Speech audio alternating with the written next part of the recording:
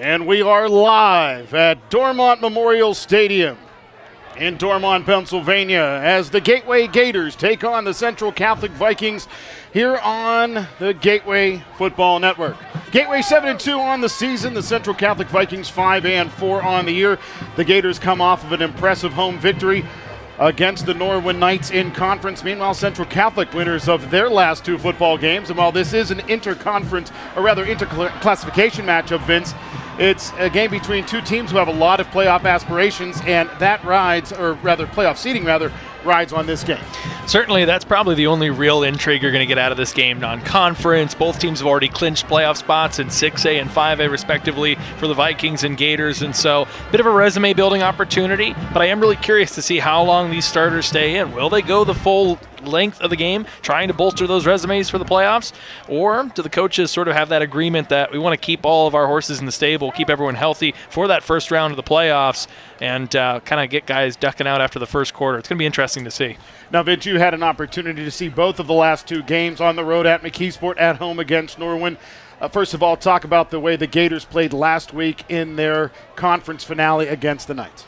It was a get-right game. Norwin certainly has struggled on the season, and the Gators were able to shake off that performance against McKeesport. Brad Birch, 8 of 11, 294 yards and 4 touchdowns. So half of his completions went for pay dirt. He had a lot of long touchdown connections, and so they really feasted in that area of the game, and I think they'll look to do that again tonight, continue to bolster that passing game. And on the defensive side of the ball, they really were suffocating, as they have been for most of the season, and I think it was a complete performance and probably one of the most complete we've seen outside of the Hempfield game. Tonight should be a good opportunity for the Gateway offensive line to get their legs back underneath them. Last week, of course, they had a very good football game against the Norwin Knights, but they struggled mightily 2 weeks ago against McKeesport. My goodness. I mean, part of it was McKeesport was physical, and they took it to the Gators. Give them a lot of credit. They won the battle in the trenches, and their skill players shone brightly. But a big part of that was the misdirection from that wishbone option that they have. They just whiffed on a couple different plays. And so Jaleel Perryman had multiple touchdown runs, 75, 85 yards. He just plumb confused the Gators and got loose, and it was off to pay dirt from there. And so that's something that teams are going to watch. These teams have a lot of film as we go into the playoffs. And, some of the names, some of the teams that we hear that the Gators might face up with, Pine Richland, Penn Hills, known to be physical, known to be able to run the ball well, and that's in the losses for the Gators this season. That's really what's plagued them against both McKeesport and Franklin Regional, is the inability to get stops defensively against the run. You mentioned the Rams and the Penn Hills Indians, two teams we're going to be watching on the scoreboard all night long because their games tonight may have a bearing on Gateway's playoff seeding. Yeah, a ton of different games around 5A. You also have Peters Township and Bethel Park. You have Franklin Regional and Penn Trafford here, the big East game that everyone's going to have their eyes on. And so there's a few games that if they go a certain way, if Woodland Hills can pull an upset, if North Hills can pull an upset, if Penn Trafford can find a way to win against Franklin Regional, this bracket could get really messy, and we could get talking about a lot of Gardner points and things like that. And so I'm interested to keep sort of one eye on the field and one eye on Twitter to kind of see how these games start shaking out tonight. Well, we are going to have a great football game between two old rivals in the Big East, but of course, now the Central Catholic Vikings are in 6A, the Gateway Gators are in 5A, and for the first time in a long time, Gateway takes on Central Catholic, and it's here at Dormont Stadium, and we are seconds away from kickoff here in the South Hills of Pittsburgh.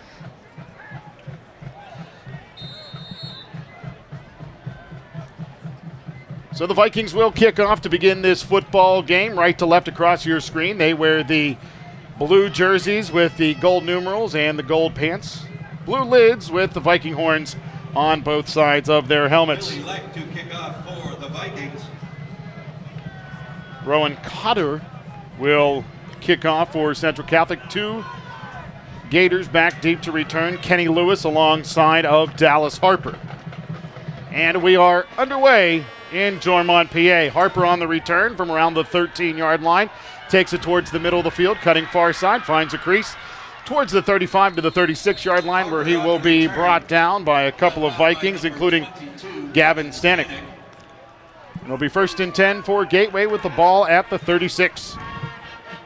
Good vision there by Harper. He is so difficult to bring down. He really reminds me of how Patrick Bodie played last season, where he just seemed to not necessarily have to turn the jets on as much because it was just going to be hard to bring him down whenever defenders got to him. It was going to take more than one. And so that's the Gators up with decent field position here for their first possession. Power pistol for the Gators with Reynolds behind Birch. Play action. Down the middle of the field, the pass will go and it's intercepted. On the return for Central Catholic is Vernon Settles, and Settles to the far sideline out of bounds, and the INT gives Central Catholic the ball deep inside of Gateway territory near the 30. And Birch had his eyes locked downfield, and good job there by Settles to read the eyes of the quarterback, make the break on the ball. The receiver didn't come back to it, waited for it, looked like they were going to catch that Malachi Moore sort of off the jersey, and Settles, more aggressive there, just went after it, got it, and flipped the field quickly. Now Central Catholic deep in Gators territory to start their first drive. Vikings straight from the sideline to the line of scrimmage. Gators rode white jerseys, gold pants, black lids with the Gators on both sides. Movement before the snap, and that's going to back Central Catholic up 5 yards.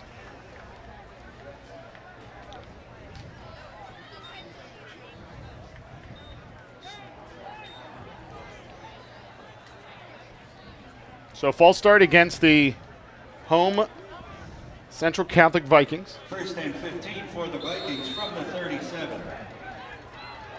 And they're at the 37. Play action. Rolling to the near side left. The pass is complete. Pulling that one in. Gompers. Complete to Gompers. Tackle on the play by Sherrod. A good open field tackle there by Sherrod, and very minimal gain there, as it looks like Central Catholic going to try to go up tempo here. Got good quarterbacks on both sides of the ball. Two guys that really like to throw the ball around. Wayner coming off of 2 straight 300-yard performances. We know Birch last week, 294 and 4 touchdowns. Should be fun to watch these two teams throw the ball around. Trips to the right of the formation. Wayner looking right, throwing right, setting up the screen. Slipping his way in goes Gonzalez, and Gonzalez all the way down inside of the 10. He'll be brought down at the 8-yard line, where it'll be first and goal for the Vikings. Good play call, good execution. You saw they let the floodgates open. The Gators over pursued, and then just slipping in behind was Gonzalez. Gonzalez, he scored twice last week in the win over Seneca Valley that clinched the playoffs for the Vikings. First and goal, Vikings from the Gateway 8. Vikings in the shotgun, sidecar to the left-hand side of Peyton Wayner. Flags before the snap, and another false start against Central Catholic. And that'll push the Vikings back 5. That's got to be frustrating at this point in the season. Staring down the postseason next week, you'd hope that you'd have a lot of these things worked out. But worth noting, this is a young Central Catholic team. They only at any given time have 2 seniors that play on both sides of the ball. So definitely some growing pains from a team that made it to the 6A finals last season. Trips left, handoff. Running to the near side. It's Faulkner, and Elijah Faulkner is brought down. Tackle on the play by Demetrius Harper. Harper continues to do a great job there on the edge. Able to get off his block quickly. Doesn't pinch, doesn't over pursue. Good tackle in open space. Second and 14. Central Catholic running a player on late here on second down and 13. Now they'll look to the sideline. Peyton Wayner getting the play from the near boundary. Steps forward. Now will retreat. Of note, no play clock here tonight. So that'll have to be kept down on the field, as this one will be broken up in the end zone, nearly intercepted. But the Gator down there in front of a Viking in Gonzalez couldn't pull it in. So that incomplete pass will bring up third down. Oh, yeah, Kenny Lewis, sorry, Adam, is just kicking himself here. You can see Harper put both hands on his helmet there. He can't believe that Lewis didn't come down with it. Lewis usually pretty sure-handed. They have him back there as a return man on kickoffs for that reason alone. Just unable to come down with that one, and that would have been big to keep the Vikings off of the scoreboard here, as they're well in field goal range. Motion man pinching from right to left, settles as a slot on that right side. Toss to the right, completed to the running back Faulkner, and Faulkner sidesteps one Gator, but 2 more come up to make the stop, including Remy Bowes. And that'll bring up 4th down and goal from the 15. Yeah, you see here Ricariel, the first one to get over that way. He sees the opportunity to really lay a boom on a player that's still getting his feet settled. And good job by Faulkner to get past that initial wave, but also a good job by the Gators taking a good angle and getting a couple guys in there to gang tackle to force the field goal try. And it'll be Cotter to attempt the field goal, which will be about a 32-yard field goal from the right hash. Good snap, hold down. That kick is up. And that kick is good. And with 8:47 to play here in quarter number one, Central Catholic scores first. A field goal of 22 yards. Or rather 32 yards, excuse me. And for the Gators, you just spotted 3 points there to the Vikings on the turnover from the first play from scrimmage. And so now try to recollect yourself, get back out there and put a drive together. Good ball by Birch, but receiver Malachi Moore just not coming back to the ball, and good defensive play there by Settles to get in front of that one. So try to shake that one off. And again, this game not super consequential, but you'd love to go into the playoffs feeling good about yourself, taking on a team that a little size advantage on you, a little enrollment advantage on you. Now, one thing, Vince, that we have to remember is, Gateway for the majority of the second half last week had a lot of their reserves in the game. So we may see the starters a little bit more than usual just because of that. Guys don't want to be too rusty going into the playoffs. You got to shake the rust off after a couple of weeks off, just like me. It's been a while since you and I have been on the call. In fact, it was 3 weeks ago at Gateway when Penn Trafford traveled to Monroeville in the Battle of the Bell, and the Gators got that victory.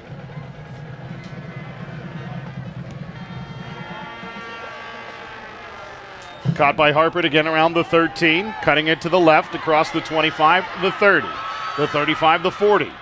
And he will be forced to the boundary by Xavier Thomas. And it will be 1st and 10 for Gateway near midfield. Nice return by Harper. And I really like the switch of getting Harper back there and just increasing the amount of times in a game that you get your top playmaker the ball in space. That's only going to serve to keep him warm and keep him in a groove offensively. And you just see there, he has such an ability to find open space, read his blocking well. Kenny Lewis doing a good job springing him for those extra yards there up over the 40. And yeah, Adam, you talk about that break. Lest we forget, Gators are the ones that had the bye last year. Penn Hill sort of caught them off guard in that first-round playoff game. Yeah, and Penn Hill's really stepped out early. Gateway was able to get their feet under them, but ultimately a game-winning field goal for the Gators came up short. Penn Hill's ended up advancing to the next round of the playoffs. Yeah, you spot a 17-point advantage to a rival in your home building, take the wind out of things. That's going to be hard to recover from. And as much as that was last year, you don't want to replicate that. Luckily, no buys this year. Jaquan Reynolds, the ball carrier on 1st and 10 from the 44, 1-yard loss as he's brought down by Petruzzi. Handoff, Reynolds again has some room to the right-hand side, drives his way towards the midfield stripe after some big contact. Tackle made by Elijah Faulkner. Boy, is he tough. You see him running downhill here. Reads it, bounces it, and you'll take a look right here. Lowers the shoulder, running through contact. Reynolds has had himself a fine year this year in both regards as a pass catcher and as a ball carrier. That was a nice run right there. 3rd down and 5 for the Gators from their own 49-yard line.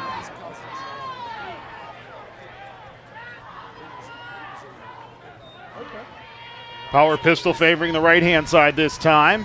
Handoff, Reynolds to the midfield stripe and no further. So a gain of 1 on 3rd down and 5 brings up 4th down and 4 at the 50. I wonder in a non-conference contest if the Gators get a little more adventurous here, get a little more risk-adverse. But I wouldn't be surprised here you see Birch back up a little bit. They have that option of the pooch punt from this area of the field. Hard count, Central Catholic breaches the neutral zone. And diving in there was Duran Smith, and that is going to cost the Vikings 5 yards, and that's a Gators 1st down inside of Vikings territory at the 45. Well, 9 out of 10 times it doesn't work, and sometimes you have to burn a timeout or just punt the ball away. But that's why coaches do that. That's why you set up, and as much as teams know that's coming, still there's that urge every once in a while to jump, and Gators got the Vikings on that one. Birch shotgun, sidecar to his left. Hand off Reynolds. Goes right and cuts it back left. Not a lot of room there. Maybe a gain of 1 as there's a big stack of blue jerseys involved in the tackle. Anthony Specca amongst others. Interesting, after that first pass interception, the Gators have gone full ground attack here on this drive thus far. Wonder if they're trying to set up the play action a little bit.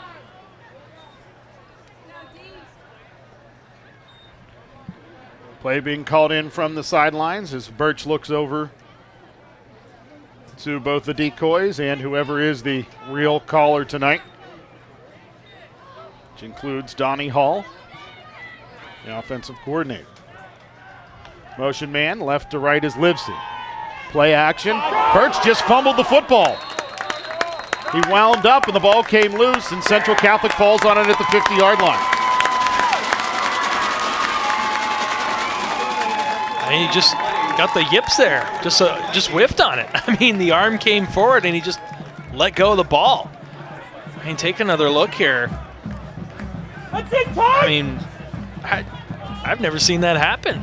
Not from Birch, and very rarely in a game. I mean, you see contact sometimes altering things, but for a guy to just drop back and forget the ball when he goes to throw, that's a tough break for the Gators. And now for the second time in the first quarter, you give the ball to Central Catholic basically in your own territory. And, a circumstance where it's raining, you may see that, but certainly not on a dry night where weather is not a factor. High pass pulled in. Gonzalez on the reception. Tackle on the play by Kenny Lewis, also involved in the stop, Demetrius Harper. That's a good point. It's a little brisk here tonight, but, I mean, beautiful weather conditions, a great night for a game, and no precipitation whatsoever. Well, the defense got to come up with another stop. Motion man takes the handoff on the jet sweep from left to right. The ball carrier settles. Settles gets to the line of scrimmage before being driven to the turf. Tackle on the play by Leonard Sherrod for the Gators.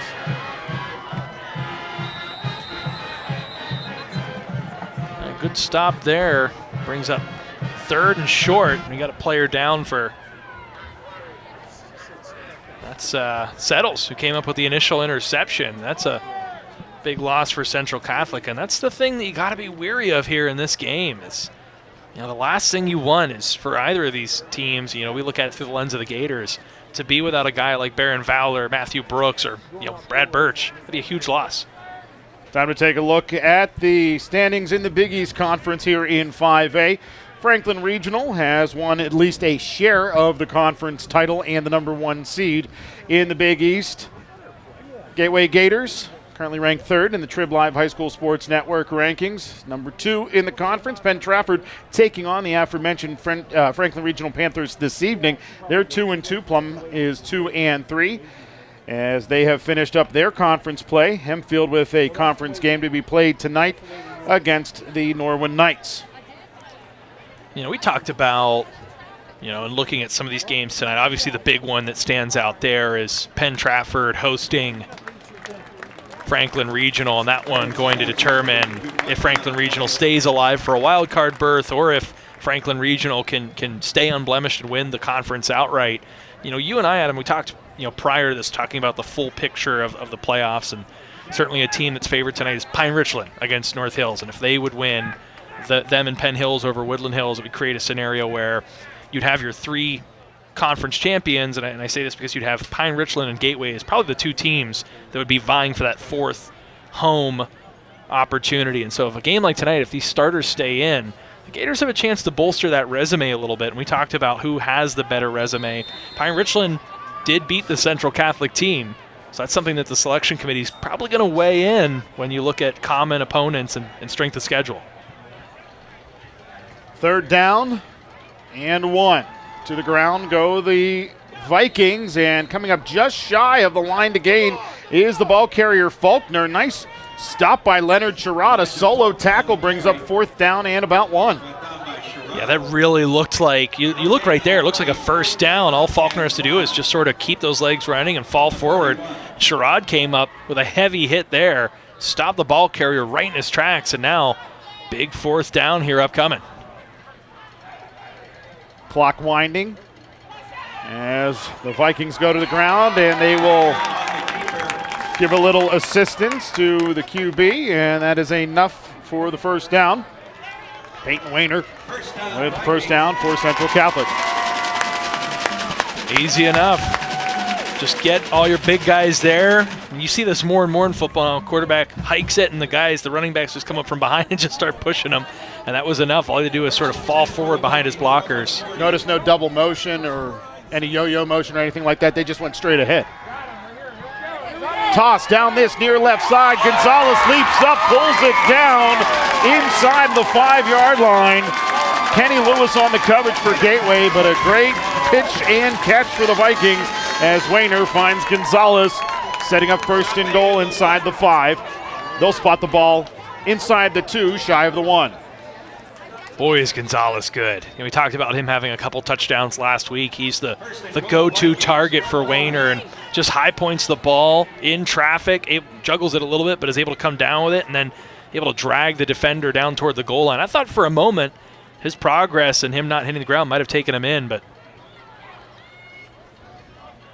now Gonzalez motions from left to right. And an illegal shift against Central Catholic. 2 men in motion. And again, the Vikings. First and goal inside of the 10-yard line. Get pushed back, and now it's first and goal with the ball at the 6. After the penalty, first and goal Vikings from the Gateway 6. That's frustrating. Pushing yourself back, beating yourself, and you go from just needing to fall forward for a yard. Now you got an extra 5 on top.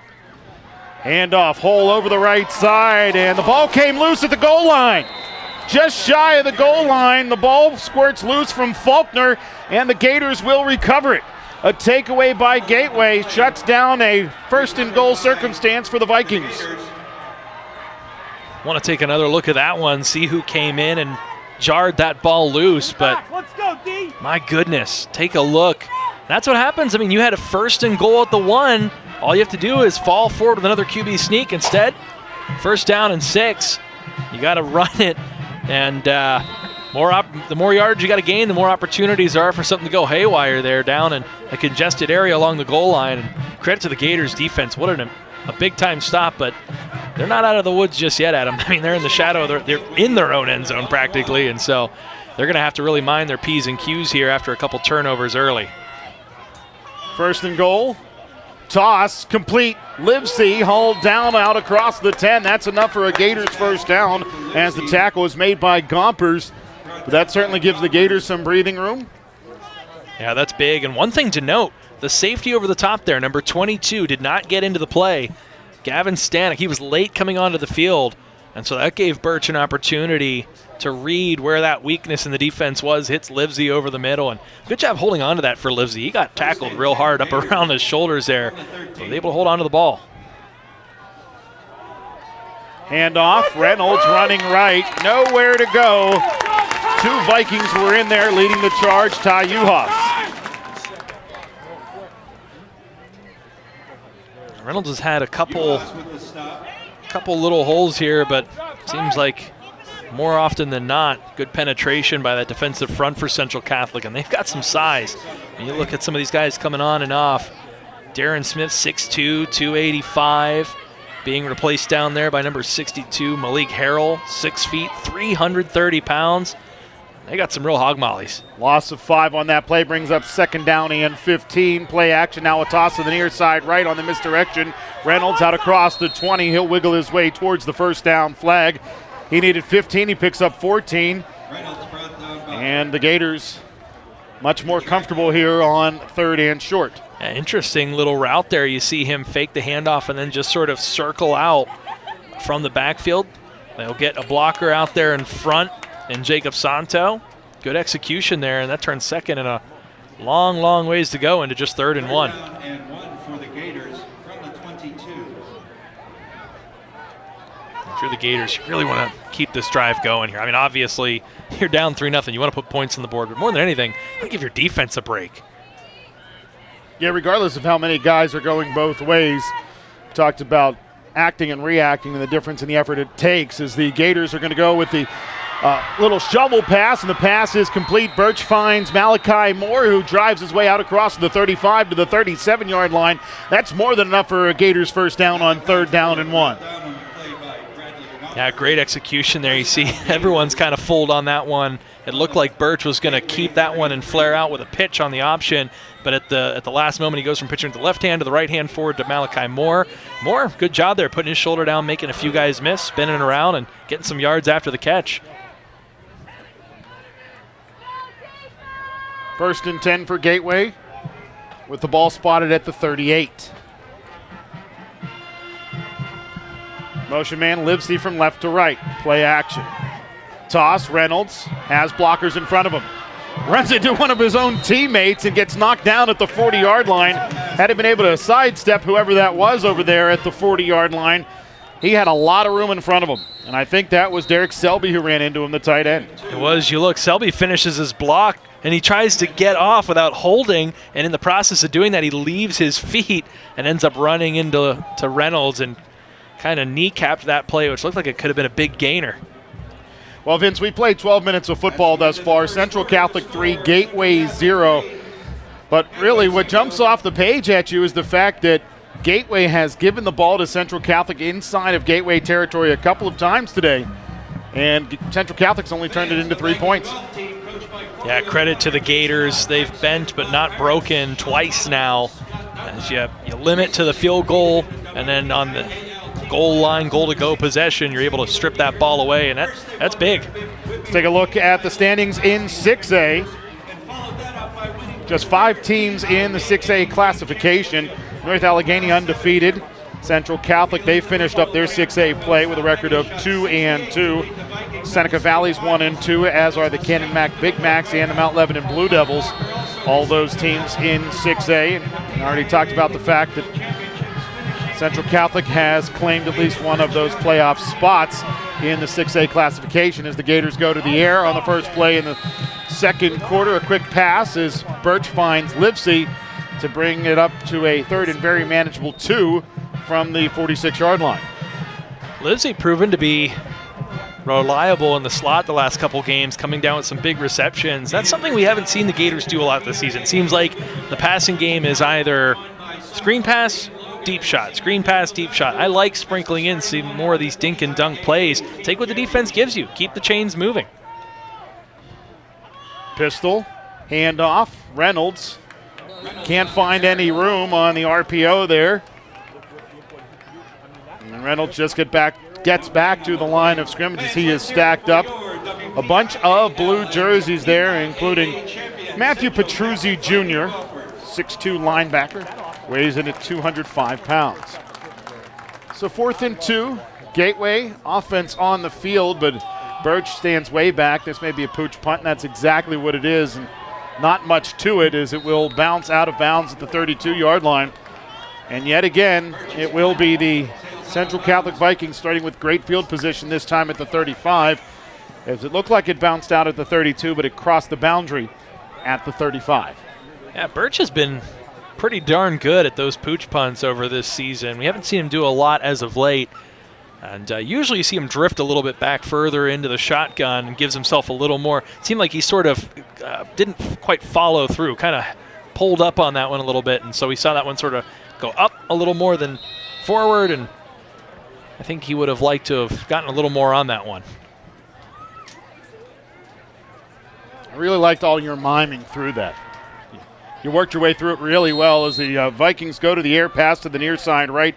Intended for Sasek, incomplete, and that brings up 2nd down and 10. Just trying to stay loose. You see both these teams not afraid to throw the ball around. A little errant on that one is Wayner. But he's been solid here in this first quarter. Oftentimes looking for Gonzalez, who's been excellent this season for the Vikings. Bunch on the right of the formation, and Gonzalez moves early. And Gonzalez talking to the near sideline as he gets whistled up. That's going to cost Central Catholic another 5. There's been a handful of those false starts against the Vikings.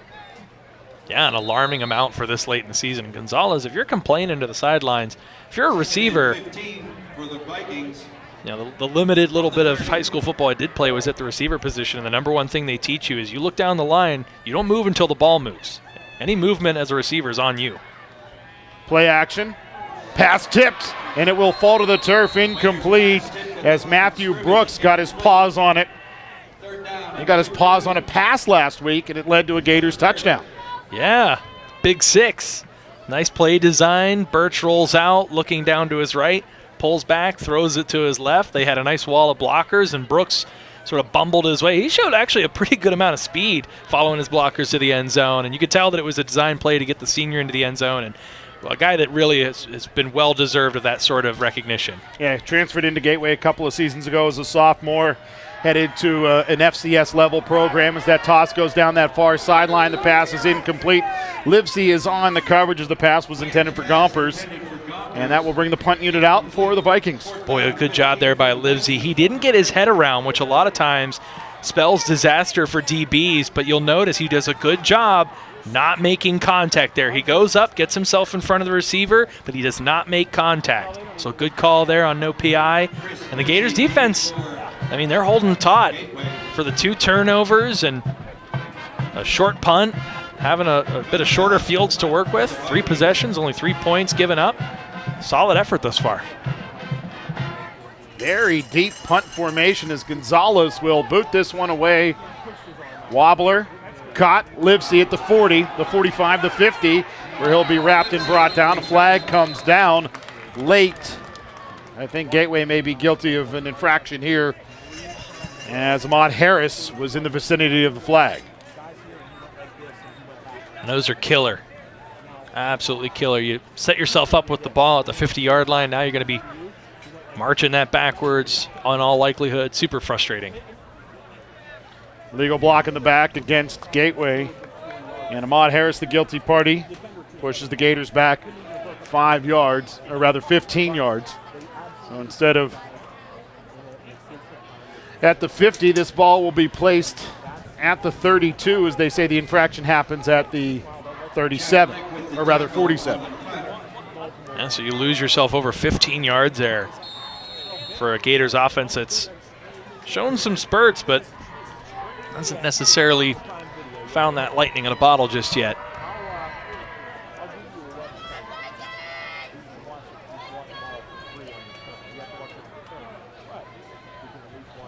Birch in the shotgun, sidecar to his left, trips to the right of the formation.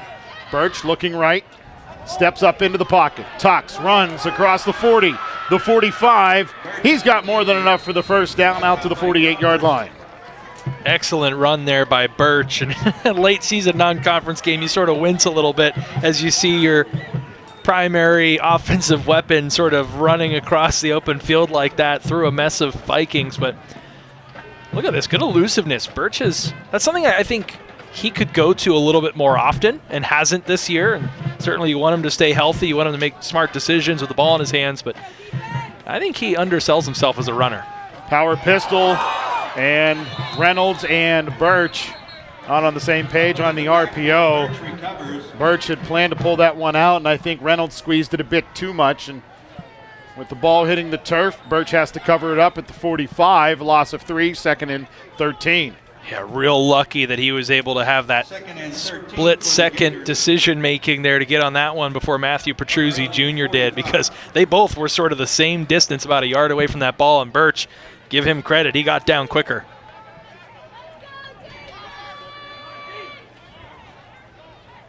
Birch in the shotgun. Play action. Steps up into the pocket. Gets hit as he crosses the line of scrimmage. Who has the football? Central Catholic does. Fumble recovery by Matthew Petruzzi Jr. And for the 3rd time today, Birch turns the football over. Yeah. I mean, you can't. The more you do that, the more often you're going to lose it. Simple math. And Birch won the last one against Petruzzi. This time Petruzzi comes away with it. And now for the third time in 4 drives, you got Central Catholic taking over in Gators territory. Harrell punched the ball loose for Central Catholic before it was covered up by the Vikings' Petruzzi.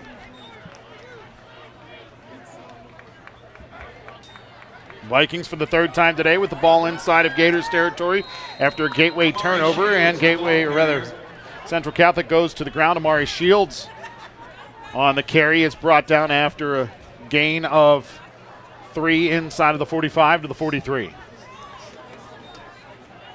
We got some out-of-town scores, Adam. Out of town or away from Dormont? Away from Dormont. All right.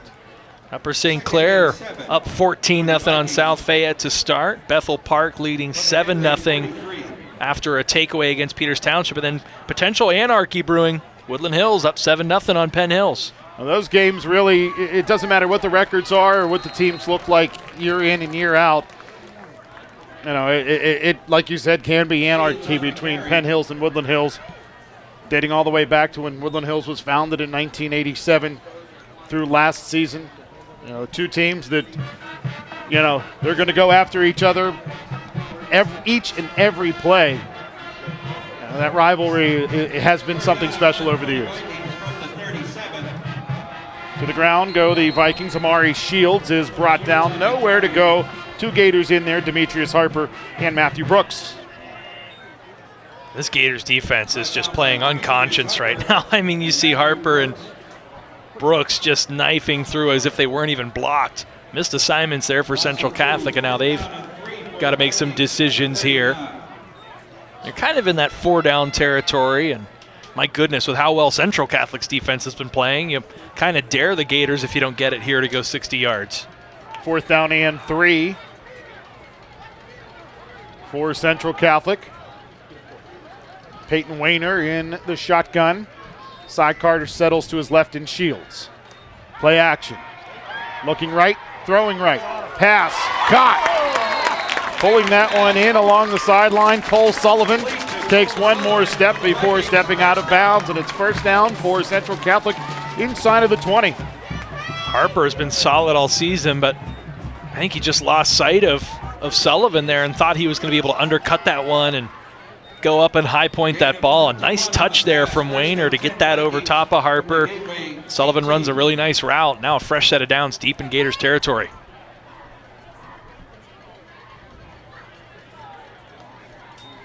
Wayner pumps, tosses, wide open for a Central Catholic touchdown is Cole Sullivan. The Gators bit on the hitch, and there went Sullivan. The Central Catholic touchdown. So Central Catholic turns that Gateway turnover into 6 points after the first Gators turnover turned into 3 for the Vikings. The Gators did dodge the proverbial bullet on turnover number 2 as they took the ball away from the Vikings inside of the 5 at the 1. Of course, that takeaway by Gateway led to a drive that got out near midfield before the turnover.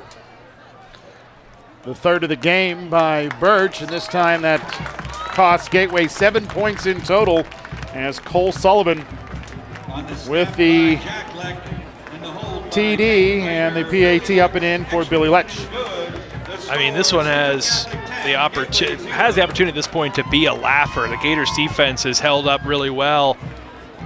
Got caught there with their hands in the cookie jar on a couple pass plays, consecutive order to Sullivan there, but you know, the offense has got to do their part here. You know, they got to keep this defense off the field. They've been on the field for the majority of the game, already 4 long possessions offensively for Central Catholic. They're in a rhythm. It's time for the Gators. Go down, get some points here, make this a 1-score game again, and more than anything, let your defense have some time on the sidelines to coach up, talk things through, make some adjustments, and more than anything, get a little bit of rest. We looked forward to the playoffs. Now let's take a look back in the rearview mirror as we take a look at the Gateway Gators schedule from this season. Started the season with a victory against Mount Lebanon. Followed that up with a victory against Woodland Hills in non-conference action. 3 straight non-conference games. They traveled to North Hills and won the game on a last-minute field goal. Then a loss on the road at Franklin Regional in conference before defeating Plum and Hempfield, as well as Penn Trafford, 3 straight conference wins. Followed up by a very, very difficult loss on the road at McKeesport before wrapping up conference play last week with the win against Norwin, as that kickoff bounces out of bounds, and Gateway will be set up in good field position at the 35. It's certainly been an interesting regular season for the Gators. I mean, they've won all the games that they're supposed to. They won a physical, emotional battle, caught some revenge against Penn Trafford. You had the opening season win over Mount Lebanon that felt very meaningful. They've also had a couple performances where they've really struggled against teams that run the ball really, really well. And that's Franklin Regional and McKeesport. And certainly no bad losses for the Gators, but you know they'd like to get another real quality win here heading into that bracketology tomorrow. Is by this time tomorrow we'll know who the Gators will be playing in the first round. To the ground go the Gators, as Jaquan Reynolds will carry the football out towards the 40-yard line, where the tackle is made by Juhas and Specka. Worth noting, Franklin Regional, Penn Trafford, as they often like to do out there in Harrison, they kicked off at 7:30, so we're going to be a little delayed in getting some updates from out there, as that game just getting rolling. Big East implications. Toss to that right-hand side, complete. Harper, Gateway first down. I like that short passing game. Good timing route there. Harper, sure-handed. Good job coming back to the ball, then knowing where the sticks are, getting to that lead stick.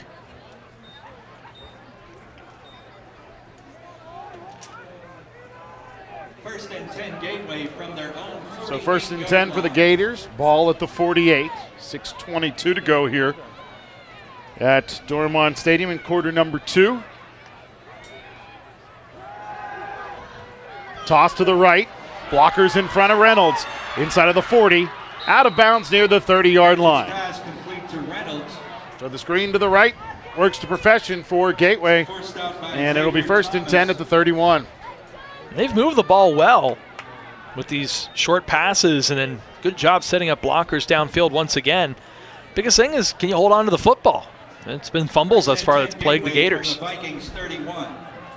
Pitch to the right to Reynolds from Birch. Reynolds, lots of room, 30, or rather to the 20 and inside towards the 15, where he'll be brought down at around the 13-yard line. Tripped up by Gavin Stanek. And it'll be first and 10 for Gateway inside of the 15 at the 13. First and 10 Gators. Well executed. Reynolds always sneaks up on people. He's quicker than he looks. Good job there. Birch held on to that one at the very last minute and was able to really free up some space for Reynolds. Handoff up the gut. Reynolds, lots of room inside of the 5. He's brought down near the 4-yard line. Down by Gavin Stanek. The official on the far sideline stopping the clock. Not enough for the first down after they spot the ball. And the clock should start winding again. And it will. Second down and 1 from the 4. Birch claps his hands, runs the option left. Cuts it back right, lost the football. Picks it up, retreats, now falls down. As 2 Vikings were down around his ankles. Elijah Faulkner brings him down. Boy, I don't know what's happening, Adam, but you got to hang on to the ball. At this point in the game, you got to really, you got to have more awareness than this. You just do. I mean, you put the ball on the turf as a team now 3 times. You throw in an interception. You got to come away with points here. And now you take 2nd and 1 and turn it into 3rd and 11. You're giving yourself a lot more room for error. You're going to have to throw the ball. Got to be careful to try to fit it into a tight window here down deep in enemy territory. Motion man is Harper. Play action. Toss across the middle. Caught. Malachi Moore bounces off of one Viking and across the goal line before being hit by the second. And the Gateway touchdown cuts the Vikings lead down to 4. Great pass there. That's, what you gotta do if you're the Gators. Keep working this intermediate passing game, and a nice route there by Moore. Finds the soft spot there in the defense, and able to muscle his way in at the end.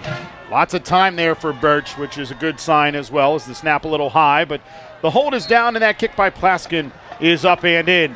And the Gators answer back after the turnover by Birch leads to Central Catholic points. The Gators take the ball 65 yards and cap it off on the pass to Malachi Moore. Relatively quickly, too. They moved at a pretty good pace there.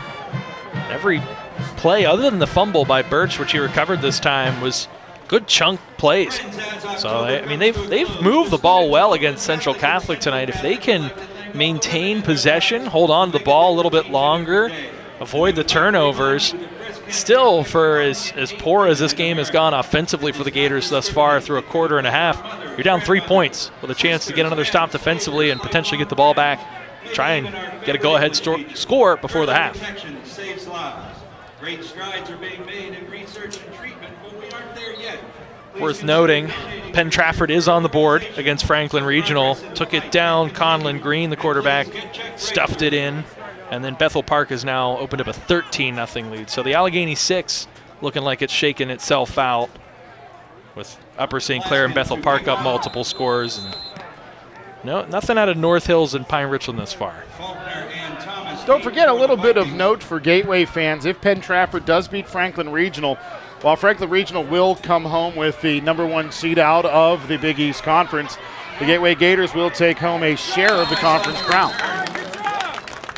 It's always very meaningful. Last year they got denied that by Penn Trafford, who went unblemished and went on to win the state in conference play. I should say, did lose during the regular season, but swept the Big East. And so, for the Gators and what has been an impressive season thus far, kind of hope that Penn Trafford able to hang on to that lead, because always special to be a part of a team that can say that they won a section championship, even if you have to share it. 1st and 10 for Central Catholic at the 31-yard line. Play action, toss to the right-hand side, and the pass goes awry, intended for Gonzalez. Some contact there by Kenny Lewis, but that pass was nowhere near Gonzalez. And I could see maybe if this is defensive holding, but if this is defensive pass interference, that is a strange, strange call, and that's what it will be. And I get that, Adam. I certainly do. I think, the big thing is Lewis had both hands on and kept them there for at least 5 yards down the field. And was that ball overthrown? Is it a call that you could justify maybe not throwing the flag on? But by the letter of the law, Lewis really doesn't have any ground to stand on there to kind of dispute that one. Especially when he's making contact while the ball's in the air.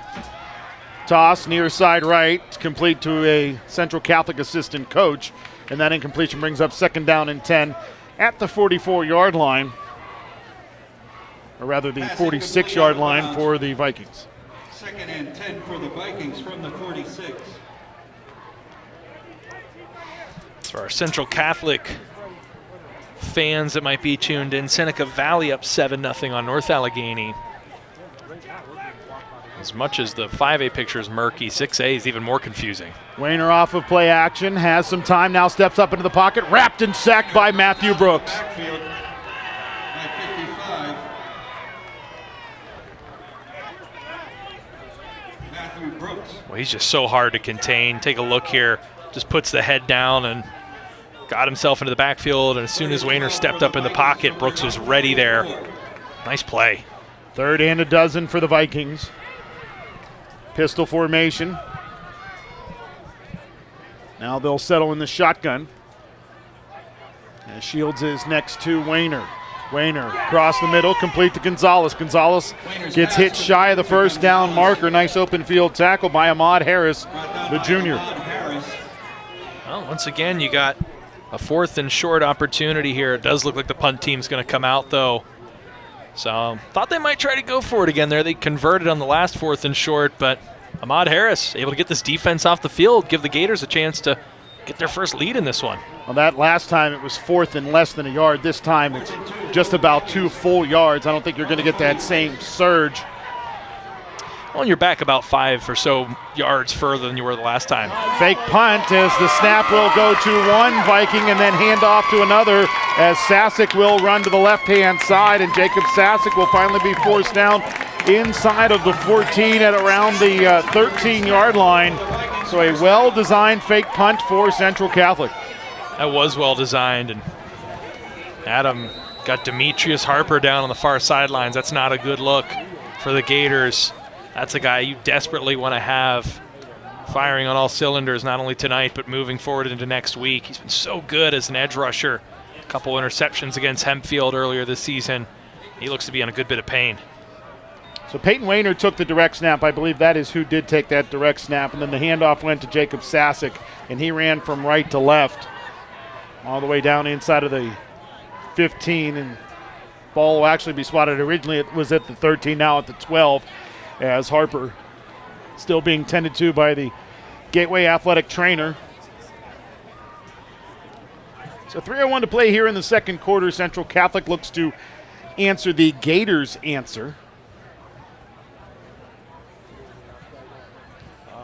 Gateway started the game with the football, turned it over. Central Catholic turned it into 3. Another turnover by Gateway led to a drive all the way down to the 1-yard line before the Gators took it away from the Vikings. Gateway was moving the ball forward, ended up turning it over, and that led to points for Central Catholic. Central Catholic stepped out 10-0. The Gators answered right back, making it 10-7. That's where we stand right now as we look towards the Central Catholic Vikings schedule here in 2022. Started out the season against the St. Edward Eagles, team out of Ohio, before taking on the Demetrius Harper was the injured Abraham Lincoln Rail Splitters in Philadelphia. That's a cool name. And on the road at Bethel Park, a team in 5A, before defeating Mount Lebanon, First and 10 Vikings. a mutual opponent between these two teams.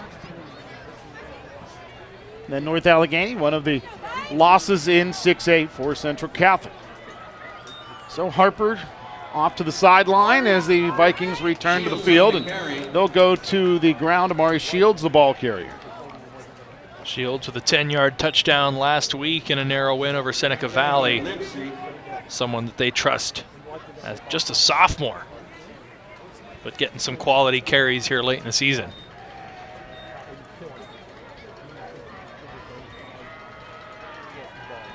Pistol formation. Wayner, play action, rolls right.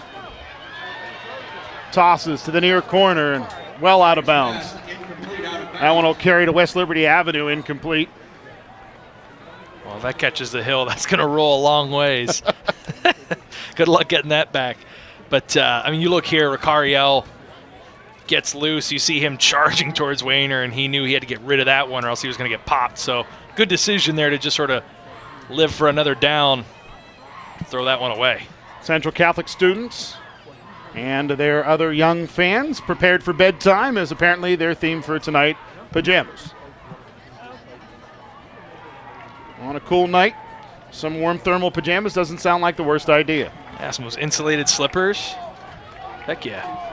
Should have worn yours. Oh. Though you couldn't have worn them on the tee for your ride up here. No, I don't want to get them dirty. Another false start against Central Catholic's going to push them back 5 yards. But there have been quite a few of those against the home Vikings. And in critical junctures, too. I mean, we saw the 1st and goal from the 1 push them back to the 6. Then they have to carry it up the gut. Different play design. Ball gets stripped loose in open space. Now, once again, on a 3rd and 7, you're at 3rd and 12. 3rd and 12 for the Vikings. You got to get the ball to the 2. So you really got to try and get this one in the end zone to get 6, or else you're going to have to settle for a field goal try. 2 receivers right, 1 to the far side left. Wayner throws it across the middle, and a Gator, a Viking, and the football all meet at the same place at the same time. Gompers and Leonard Sherrod with the impact. Boy, was that scary. You hate to see that. I mean, both guys not even aware of each other, both playing for the ball there. My goodness, what a massive collision. And Sherrod, that's not good. Take a hit up around the head. He's still down.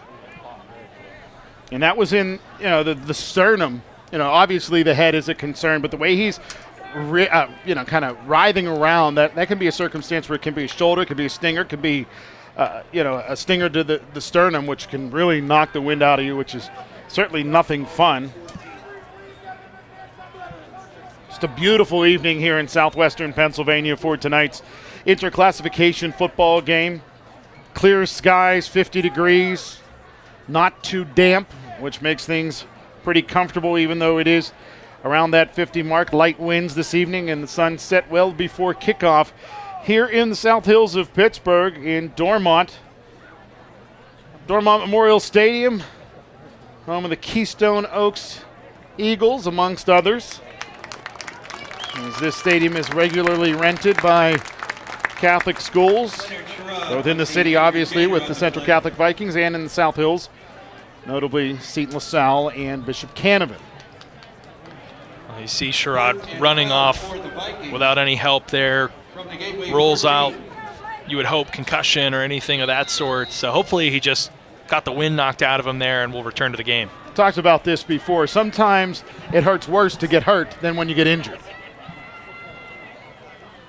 Central Catholic to attempt their second field goal of the game. This one a 31-yarder as that kick is up, and that kick is no good. And Central Catholic not able to turn that drive into points as Billy Letch's kick carries wide.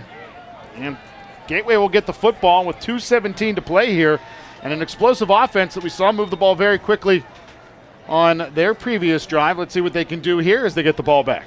If they can keep from putting it on the turf, they can do some special things. And you just get the feeling, Adam, that no matter what happens on this drive, other than giving points to Central Catholic, the Gators played with a lot of fire here in the first half, and to find themselves with the ball and a chance to potentially go into the half tied or with the lead seems almost unfathomable for how poorly for most of this game the offense has played. But give credit to the defense and give a little kudos to Central Catholic for a lot of pre-snap penalties. 1st and 10. As Reynolds will motion to an empty set. Birch had the ball fall out of his hands again. Now rolls to his left after picking it up, throws it down the field, and it will be incomplete. Leaping up, hands on the football, was Gavin Stanek, but he couldn't bring it in. Birch's pass incomplete, broken up by Gavin Stanek. Boy, that is the epitome of this offense in the first half, just playing with fire. First of all, you have Birch put the ball on the ground for what I believe is the 4th or 5th time here in the first half. He's able to pick it up and then just sort of fires off a Hail Mary from deep in his own territory that should have been picked off. My goodness, the Gators are daring Central Catholic to take this game and run with it. Maybe we need to see Bradley 2 gloves like Kenny 2 gloves. Get a glove on that throwing hand as the handoff, run by Birch. The pitch goes forward. And it's covered up by Gateway. Will flags fly, or will they say it's a lateral? No, the flags are down. So Birch, who ran left, had Derek Selby running over here on this near left side as well, and a forward pitch downfield. It's going to cost Gateway the majority of that game, as the officials are talking things over here. And we'll see what our referee has to say.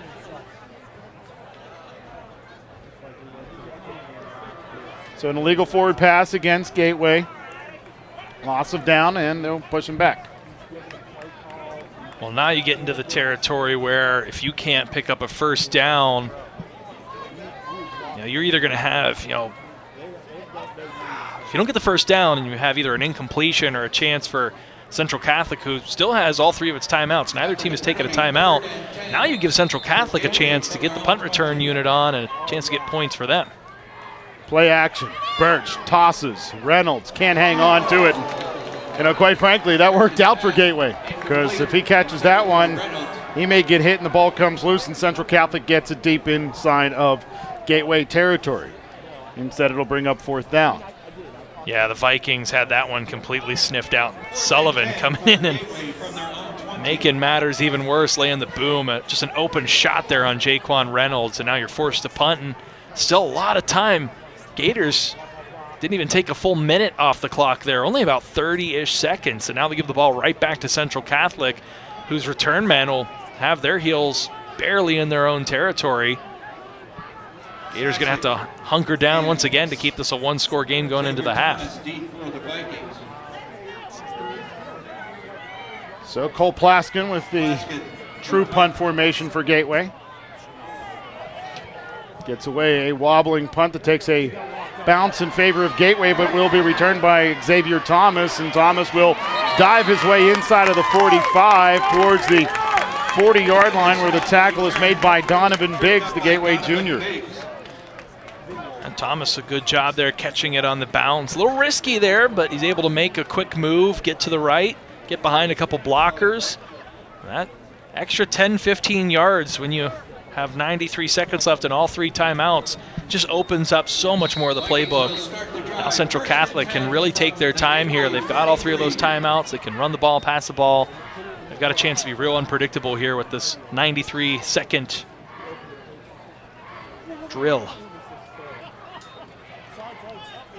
Wayner, straight drop back, down the middle. One-handed catch by Gonzalez inside the 5, brought down at around the 3-yard line by Harper. I thought that was going to be overthrown, and you see Gonzalez just stretch enough to come down with that one. I mean, take another look. Nice ball there. Looked like it sailed just a little bit. And excellent grab there by Gonzalez, who just got left uncovered between 2 different DBs there. Found the soft spot, and there wasn't anyone within 5-10 yards of him when he caught that one. So the clock is now winding towards 1 minute to go here in quarter number 2. First and goal for Central Catholic with the ball at the 4. Handoff, tailback runs right, gets towards the goal line, but Faulkner will be brought down. Remy Bowes on the tackle for Gateway.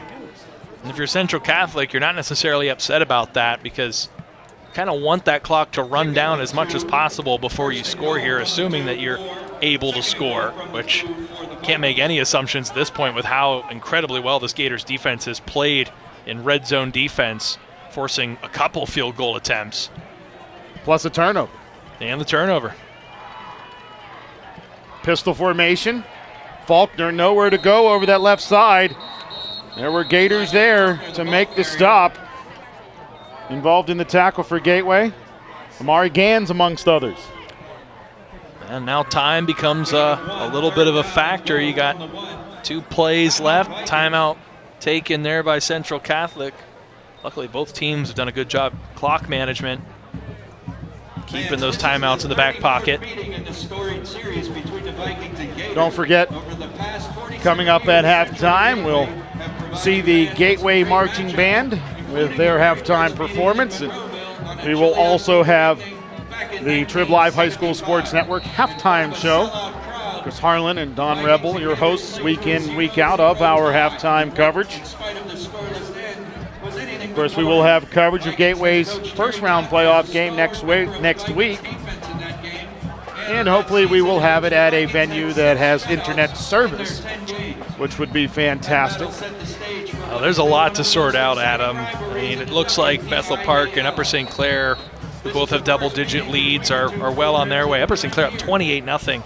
But we're at the half. Woodland Hills pitching a shutout, up 7-0 on Penn Hills, and Franklin Regional scored, so that game deadlocked after 1 quarter. Franklin Regional, or rather Penn Trafford, playing for their playoff lives. So the Vikings settle in the pistol with Faulkner behind Wayner. Handoff, Faulkner drives towards the goal line, and he is in for a Vikings TD.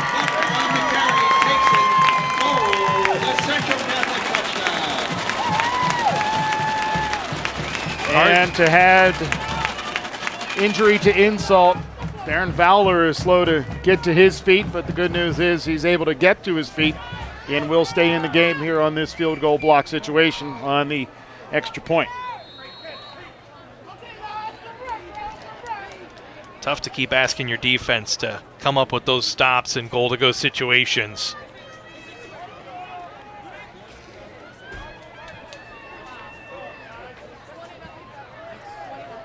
This kick up and good. Billy Letch. And Central Catholic has again gathered together a 10-point advantage on the Gateway Gators. It was 10-0 before Gateway scored. Now 17-7 as we approach halftime. And if you're the Gators, you just hope that you can figure out what the heck is going on with this ball getting loose out on the turf. I mean, if the Gators take care of this ball and are able to continue to put a couple drives together, they're in this one, they're leading this one, but at the same time, you know, you are what the score says, and this defense has kept the Gators in it, but the offense is going to have to really do some evaluating and some adjusting here at the half, keep this one competitive.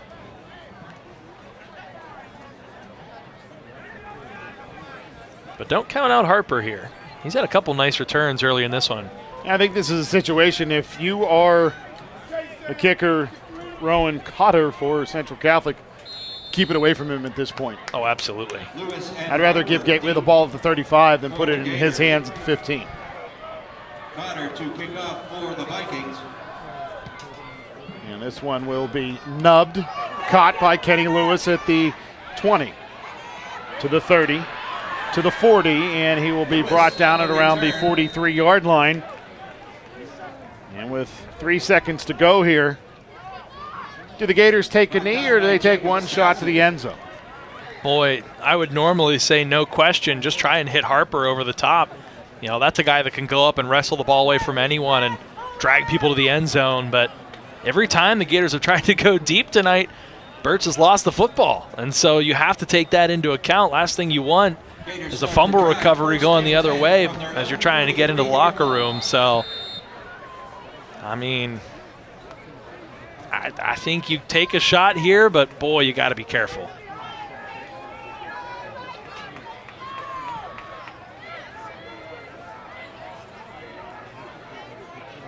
Trips left to receivers right, empty set for Birch. Birch tosses, Harper. So they'll put the ball in his hands, see what he can do.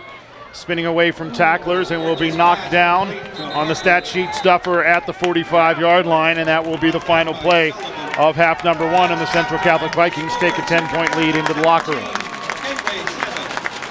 Gavin Stanek with a big hit there to end that one on Harper. Luckily, he's all right, but physical first half. And Vince, really the story of the game is the fact Gateway can't hold on to the football, most especially Brad Birch. My goodness, I mean, there's really just no explanation for it. I mean, 2 times just getting the yips and having it fall out of his hands. A couple other times, bad pitches, pitching the ball forward. They just look disjointed offensively at certain points, and so the short passing game has been there, but the running game, in essence, has really not. And so they're going to have to evaluate and look at things, and more than anything, just figure out how the heck to hang on to the football. It's really hard to break it down X's and O's wise. I mean, you just got to hang on to the ball. Gateway's defense has looked spectacular through first 24 minutes of football, and when you look at the score, 17 points allowed, but the fact that Central Catholic got the ball deep inside of Gateway territory so many times, it's not really that bad. I mean, if my math is correct, they've had at least 4 red zone drives and only come up with 1 touchdown out. They had the longer touchdown to end the first scoring drive, but all in all, you forced a turnover, you forced 2 field goal attempts, one of which was missed, and so they're doing their part. They've kept this a competitive game, and if you're the Gators offense, with how you've played throughout this season and what we saw on that 1 scoring drive where they were able to really get a bunch of big chunk plays, 10 points is possible. You're still in this game, but you've got to help your defense out. You got to keep them off the field, allow them to stay fresh, and you've got to get some more going offensively, obviously. Well, stay tuned. Enjoy the Gateway Marching Band's performance, and then we will return with the Trib Live High School Sports Network halftime show, and then Vince and I will come back and get you set for half number 2. Talk to you in about 20 minutes. For Vince Rousseau, I'm Adam Gusky. We'll talk to you then.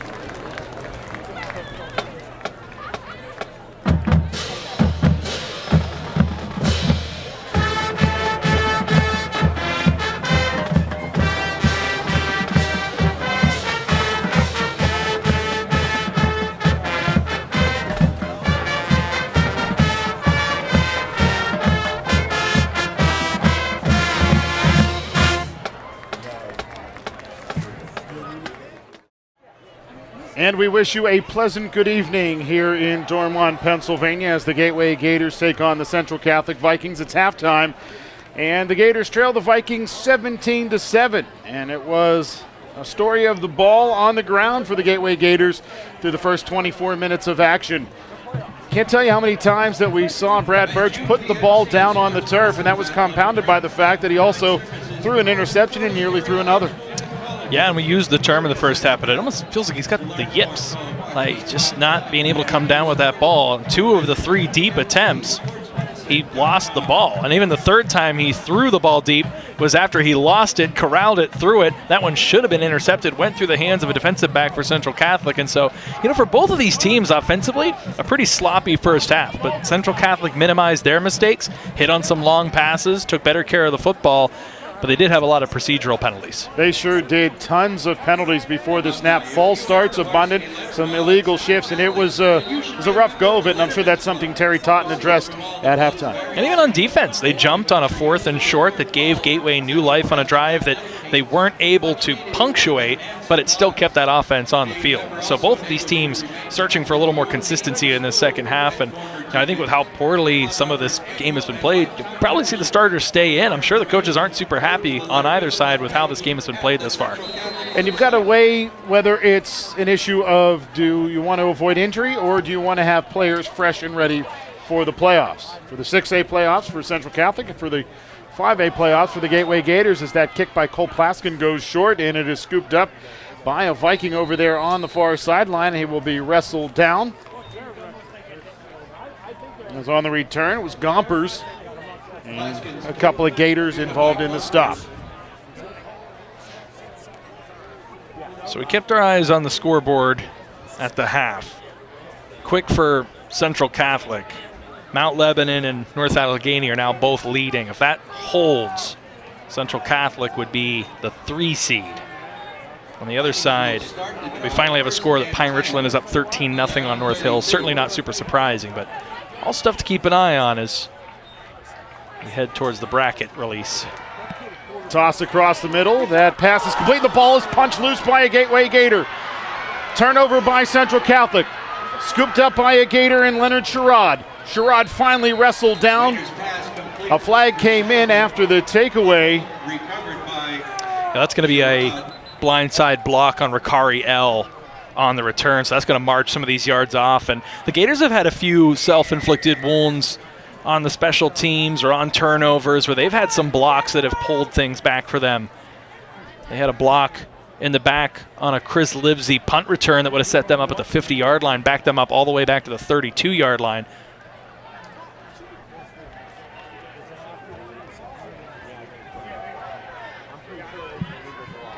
So they'll call it an illegal block in the back against Gateway, and the flag was thrown at the 46-yard line. So that'll push the ball back into Gators territory. And the block in the back, a 10-yarder. And it'll be 1st and 10 for Gateway at their own 44. So still a takeaway by Gateway, the second turnover of the game for Central Catholic. And this one gives the Gators an opportunity to strike first in half number 2. Birch, a very compact pistol, will hand off to Jaquan Reynolds. He will wrestle his way forward for a gain of about 3. Down at the bottom of the pile for the Vikings, Petraglia. Brought down by Carmen Petraglia.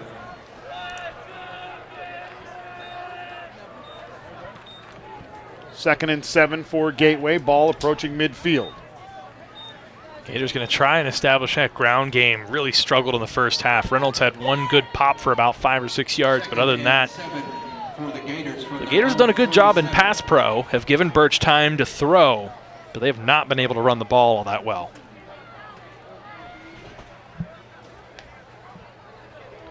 Play action. Toss. Too high. Was looking for Livesey, but the closest player to the football was Anthony Specca, the linebacker for Central Catholic. That's tough because you're trying to keep it away from guys that are 6'2", 6'3", and you're trying to thread that needle to Livesey, who is considerably shorter as you take a look at that size disparity. Livesey just 5'9". So Birch just sort of sailed that one a little bit to try and get it over everyone. 3rd and 7 for the Gators with 10:53 to play third quarter. Gateway will dispatch 3 receivers to the wide side right. Straight drop back for Birch, all kinds of time, and it will be bobbled and then intercepted. This time Specca comes up with it. He will take it into Gators territory, will be tackled by Gateway's Derek Selby, but another turnover for Birch. It's just frustrating to see this offense so disjointed in a game leading up to the postseason, and certainly Central Catholic has played incredibly well defensively tonight. But a lot of these wounds feel super self-inflicted if you're the Gators. And now once again, you get the takeaway. You go, in essence, 3 and out with turning it over there on 3rd down. And now Central Catholic with great field position once again. They've had great field position all night. Handoff to the Vikings. Up the middle goes Faulkner, and Faulkner will be brought down. 2 Gators involved in the stop, including Demetrius Harper, who has returned to the lineup. Yeah, good to see Harper. He came out a little early before the half ended, got out on the field, got himself loose. And you wonder here if this game does, if Central Catholic scores here, you're down 17 in the 3rd quarter, do you start to think about pulling the trigger on letting some guys rest here? Or do you think you can get back in this one? Another Gator that was shaken up in the first half, Leonard Sherrod, has returned to the lineup as Faulkner takes that handoff, and he's got nowhere to go. He's brought down a couple of yards deep in the backfield as the stop is made by Remy Bose. Also involved in the tackle, Louis Douglas. Been some hard hits in this one. 3rd and about 5 for the Vikings. Wayner tosses, and the pass is incomplete as he was looking to the left side for Sullivan. Looks like a flag came in on the other side of the field.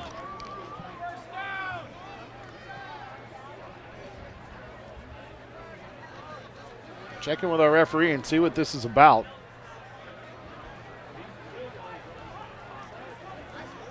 And as you look across the field, there was a penalty against Central Catholic. An ineligible receiver downfield against Central Catholic declined by the Gators. Looks like the Vikings going to keep their offense on the field right now. 4th down and 5 for the Vikings from the Gateway 39. But the quarterback, Wayner, deep enough to pooch it away, and that's exactly what he will do as this one takes a couple of bounces towards the goal line and will be downed by Central Catholic at the 1 for the 2nd time today. Gateway is 99 yards from pay dirt. Boy, that was perfectly executed by Wayner and a great job. That ball bounced around the 10-yard line, and a good job by the Vikings getting downfield quickly. Take a look at the gunner there on the top of your screen. Getting down there in a hurry, getting behind the ball here, diving on it, making sure that that doesn't cross the line. That's excellent execution, and those are the things that win and lose football games. I mean, now the Gators have to mind their P's and Q's, which they have struggled. Can't fumble it here, or else you're giving up at least 2 points. So the Gators going to have to really focus here, try and take care of this football. Birch will be in the shotgun with Jaquan Reynolds to his right-hand side. Hand off to Reynolds. Has a crease. Out across the 10.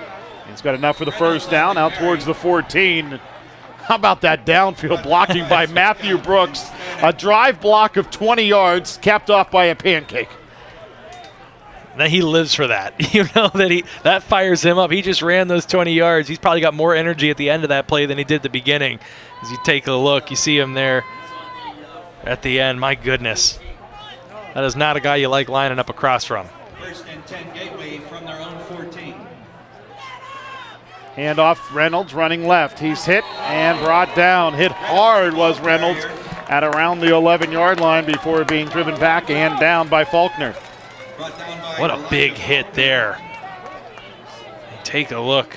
Got off the block and just drove those feet backwards, lit up Reynolds. Well, nice little gash play there to get the 1st down, but it's been tough sledding overall for the Gators trying to run this football with Reynolds.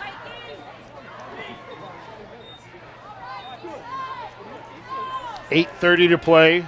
Quarter 3, Gateway down 10. Gateway turned the ball over yet again here in the third quarter, but Gateway defense came up strong and did not allow points. Play action. Toss to Reynolds. Reynolds out across the 15, but the Vikings converge quickly, and Reynolds is not able to pick up a Gateway first down as Dormont Smith and another Viking get involved in the stop. Yeah, they got caught over pursuing early in the game, and Reynolds was able to break free out of the backfield for a pretty long gain. Since then, Central Catholic has stayed at home and really been anticipating that screen pass consistently, and they've done a good job taking that away from the Gators. Smith did a great job reading that, shedding blockers, and peeling over to make that stop. So now it is third down and about 7. Play action. Toss left. Pass deflected by Smith. Deron Smith got a big paw up and knocks it down to the turf. And the punt unit will have to come on for Gateway. Just unable to sustain drives for the Gators, and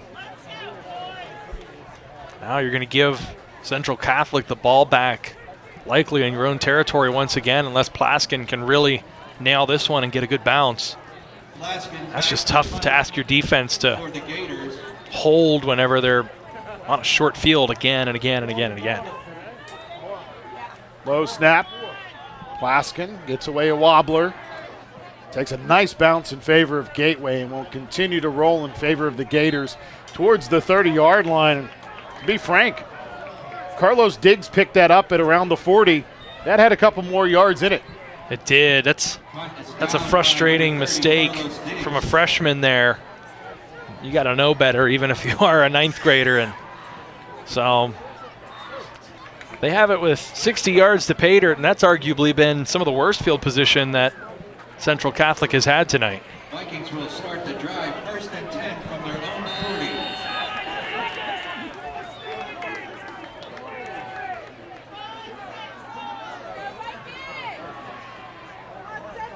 3 receivers bunched on the left as Wayner's in the shotgun and a sidecar to his right. Gonzalez will now motion out of the bunch. Toss near side left, complete. Room for Sullivan. Sullivan picks up the first down into Gators territory. Brought down at the 48 by Kenny Lewis. Sullivan shifty, takes a little step back there and got a lot of size too, which helps. It's a nice ball there from Wayner. Put a little zip on that one. And nice little pitch and catch there. Yeah, Sullivan 6'4", 195-pound junior tight end.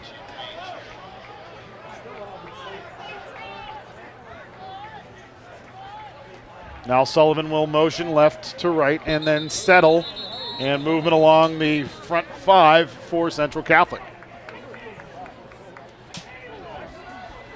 Boy, that's got to make a coaching staff just absolutely livid. Terry Totten, who's been so successful in 18 years at Central Catholic, and have your team this late in the year. I know they're young, only a couple seniors starting on both sides of the ball, but that's just, it's unacceptable to have this many procedural penalties at this point in the season. Feels like Taunton has been here at Central Catholic forever. Started as an assistant coach under Art Walker Jr., then promoted to the head coach when Art Walker Jr. went up to North Allegheny, and he has been here ever since and has led a great program, first at the Quad A level and then now at the 6A level. Shields on the carry. And Shields the ball carrier on 2nd and 15. Picks up 4, brings up 3rd down and 11. Well, they made it to the 6A finals last season before running into a historically good Mount Lebanon team that sent a couple guys to Navy, their quarterback to Dayton. 3 receivers right, hitch, toss. Gonzalez couldn't run underneath it. He got 1 step behind Kenny Lewis but couldn't get there. A little overthrown. Wayner's been really, really good coming down the stretch here. We talked about throwing for over 300 yards in the last couple games. Really putting together a quality performance in a close win over Seneca Valley that helped them clinch a playoff spot. And now they just sit and wait. They've got a number of different scenarios that could play out tonight based on some of these scores.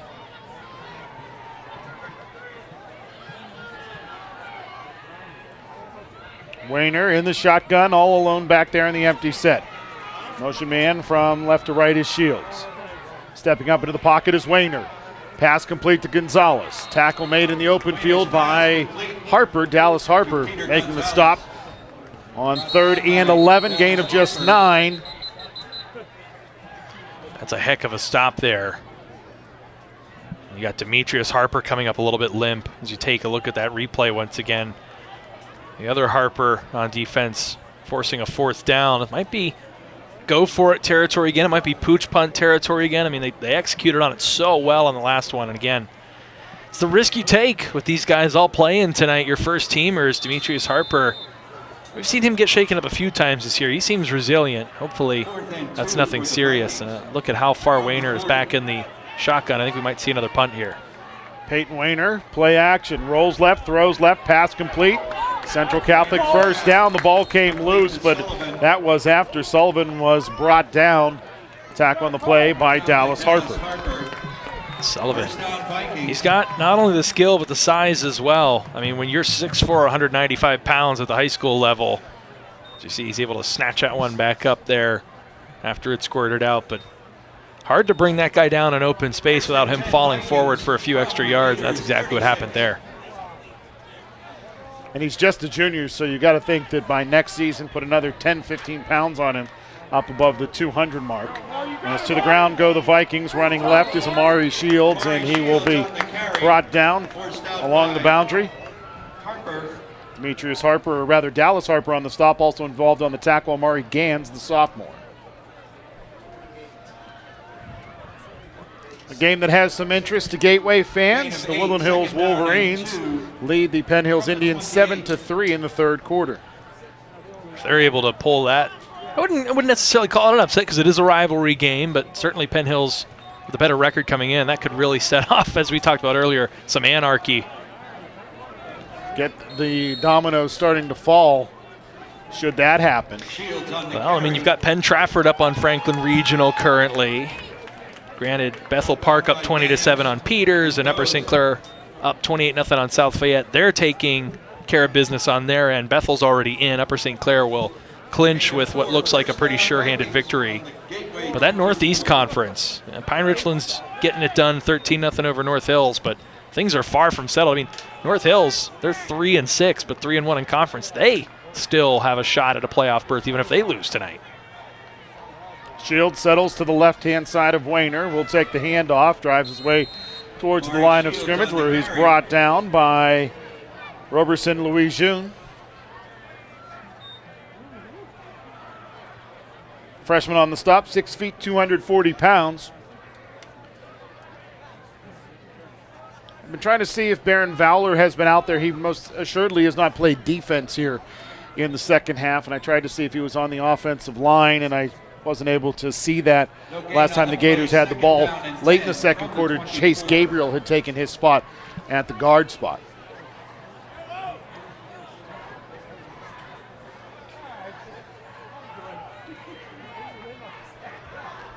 .310 to go, play action. Wayner looks right, throws right. And he and Jacob Sasek not on the same page. The pass incomplete. Brings up 3rd and 10 at around the 25. Yeah, not sure if the route was a little bit misplaced there, or if Wayner just sort of let that one fly a little prematurely, but not even close to a connection on that one. And so the Gators now with a chance to bring up a 3rd and long, get a stop here and force either a really long field goal attempt or potentially a 4th down conversion attempt. 2 receivers and a tight end right, 1 receiver to the short side left in Gonzalez. Straight drop back, Wayner looking for Gonzalez, and the pass is broken up. Kenny Lewis went up, deflected it. It was bobbled for a second by Gonzalez, but he couldn't pull it in. That'll bring up 4th and 10 at the 24. And a special teams unit is going to come out, and this may be a field goal attempt, and this one will be a notable field goal of over 40 yards. It'll be 41 yards where they place that block. You kind of hold your breath. You always expect Gonzalez to come down with it there on that 3rd down play, and now he's shown a little bit of leg here from number 38. Well, this is 39, Billy Letch. He and Cotter have shared the duties. Fake field goal, and the pass will be caught Oh my goodness, the fake field goal, a fake punt today, a fake field goal as the holder, Peyton Wayner, looks down the field and finds the tight end, Cole Sullivan, who falls down but is able to haul it in on his way down to the turf, and it will be first and goal for the Gateway Gators, or rather for the Central Catholic Vikings. Yeah, the only saving grace there is if Sullivan doesn't lose his footing. That's an easy 6 right there. But still a goal-to-go situation, and the Gators just getting burned, torched by these special teams fakes. Not prepared for it at all. Vikings from the 7. Hand off, running left, ball carrier Faulkner. Faulkner on the carry. Gets towards the 5. Remy Bowes on the stop for Gateway. Remy Bowes. In the first half, we saw Jacob Sasek take a handoff on a fake punt and run it down inside of the Gators 15. And this time the fake field goal and the pass to Sullivan sets the Vikings up first and goal. Now it's second and goal with the ball at the 5-yard line. Gut check time again for this defense. They've been so good. Red zone defense. Got to come up big here again. Handoff, Faulkner starts left, cuts back right, tries to wiggle his way through a hole, but Remy Bowes closes that hole quickly. And a gain of about 1 brings up third and goal at the 4. Boy, Adam, doesn't it just feel like this Central Catholic offense and the Gators defense have been out there for what feels like almost the entire game? And the time of possession numbers, we don't have them in front of us, but it's got to be incredibly lopsided. As if nothing else, the Vikings have chewed up a ton of time here in this third quarter on this drive. Clock winding, 1:10 to play third quarter. Central Catholic threatening third and goal at the 4. Handoff, Faulkner, nowhere to go as Louis Douglas swallows him up. In the backfield by Douglas. Look at Louis Douglas, nobody blocked him.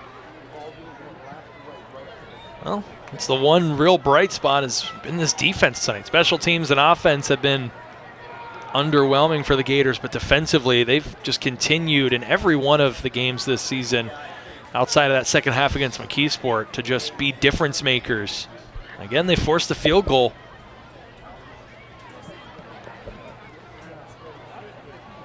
Got to assume that Central Catholic's going to kick here as Lech is on. This will be a 25-yard attempt, and that field goal is up and in. And Central Catholic extends their lead to 13 points for the first time today. Gators still hanging around on the strength of this defense. If they're able to get a quick score, try to get a stop, I mean, this is plausible, but just haven't seen the consistency from the Gators outside of that one drive where they were able to pick Central Catholic apart, take care of the ball. And I mean, they even fumbled on that drive in the play right before the touchdown score.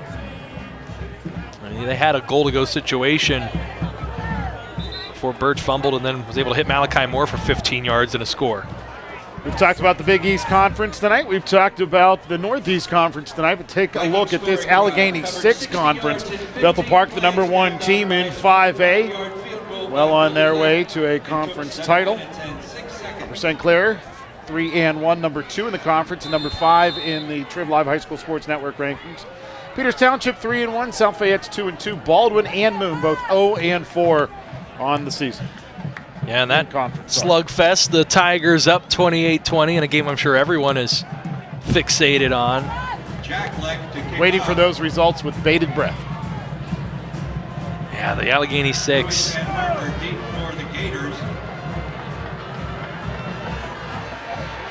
Kick will carry towards the end zone and into the end zone for a touchback, so it'll be first and 10 for Gateway at the 20. Yeah, in all likelihood, Peters Township will be alive for a wild card berth. They're going to be hurting if Woodland Hills ends up beating Penn Hills. Those are teams that'll both be 3-2. And you'll have North Hills at 3-2 as well. And add insult to injury for Peters Township. Penn Trafford currently leading, and if they move to 3-2, all reports show that Gardner points-wise, which we can explain in a second, Penn Trafford has set itself up pretty well to secure a wild card berth should they hold on against the Panthers.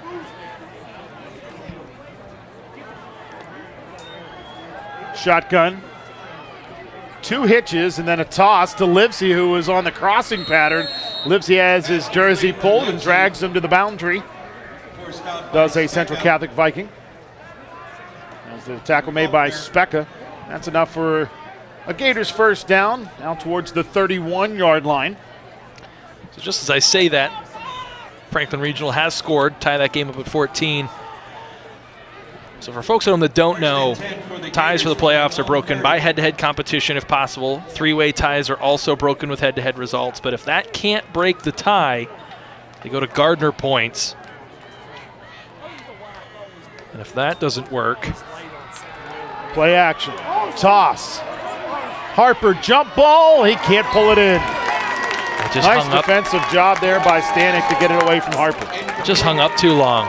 Need to get more zip on that one. Harper was open, and that ball just hung and hung and hung, and it gave the defensive back Stanek a chance to get back into that play. Look, had a step.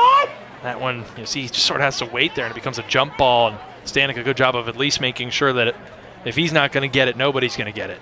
Vince, earlier I mentioned that I was looking for Baron Fowler. I do see him set at left guard for the Gateway Gators, so that's good news for Gators fans that he has returned to the lineup. Pitch to the near side for Harper, and it's a forward pitch and an incomplete pass. Doesn't matter whether it's overhand, a chest pass, underhand. If it goes forward and it's incomplete, it's incomplete. And the struggles continue for the Gators. As Central Catholic had that one completely under wraps. Even if that would have been completed, it wouldn't have netted anything meaningful. So we're at the end of the third quarter. Probably a good chance now to try and sneak this in. Talking through some of the tiebreaker stuff for those who are curious, because there's going to be a lot of that looks like it's going to have to come into play tonight.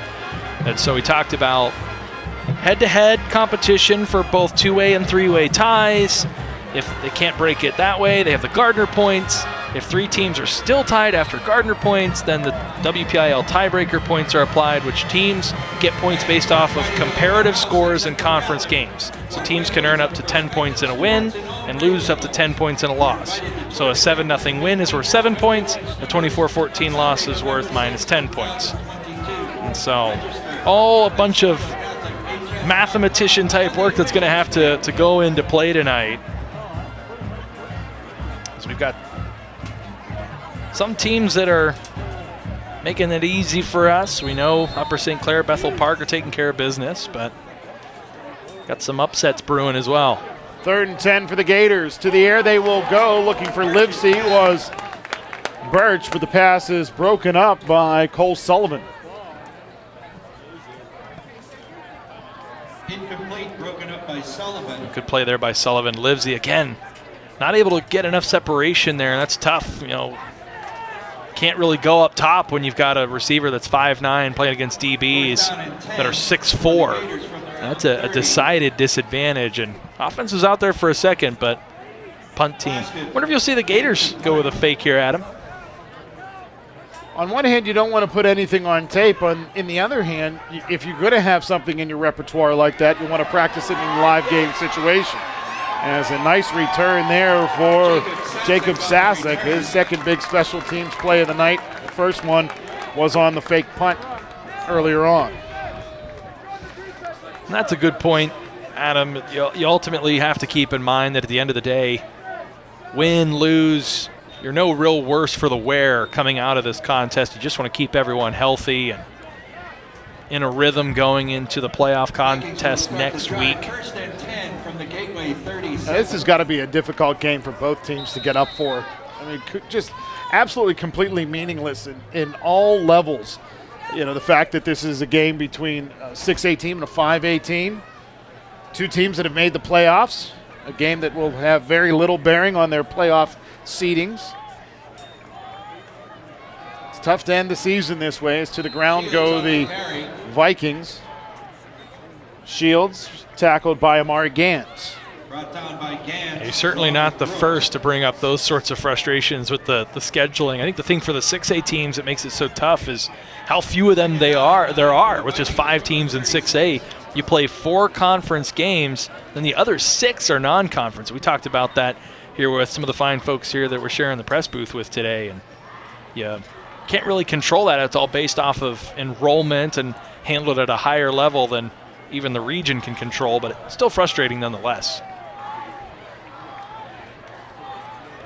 Handoff, Shields met at the line of scrimmage. Gans and Brooks on the stop for Gateway. Gators' run defense continues to be incredibly stout. They've forced a lot of 3rd and long situations here tonight. 3rd down and 9 right now for the Vikings. Actually be 3rd and 8 as they spotted the ball at the 35-yard line.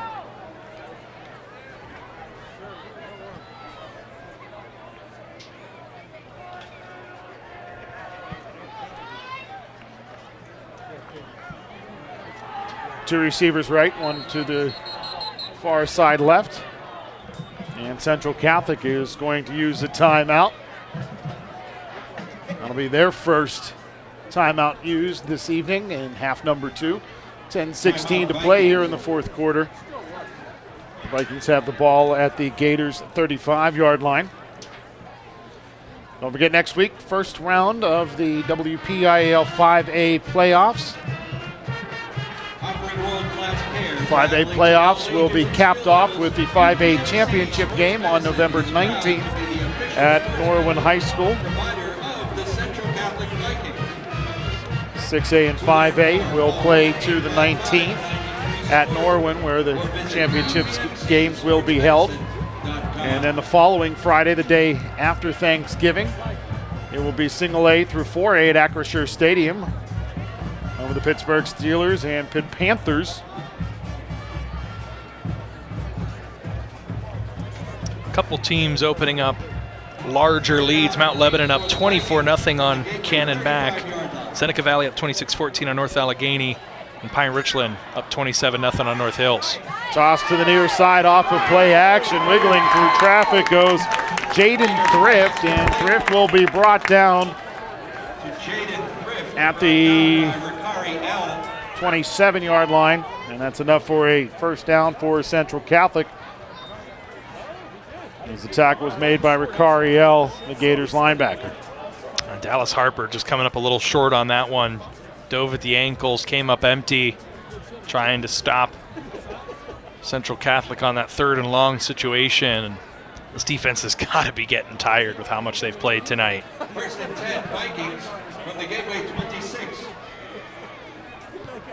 2 receivers left, 2 to the near side right. Wayner looks right, throws right, pass complete. Pulling that one in, Gompers, and Gompers finally wrestled down by Kenny Lewis. 2 other Gators were in the vicinity.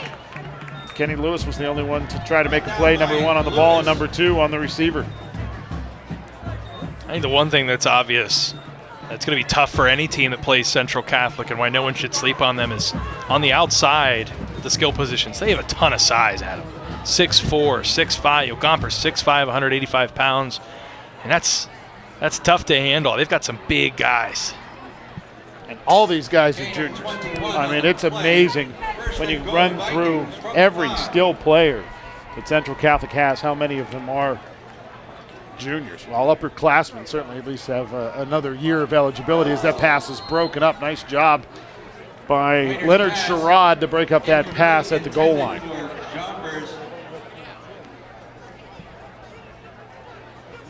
Good play there by Sherrod to poke that away at the last moment, come around, not hit too early, but add some contact there, make it harder to catch.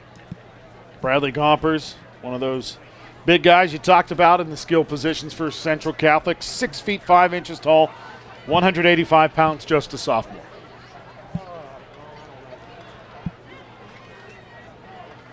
Wayner.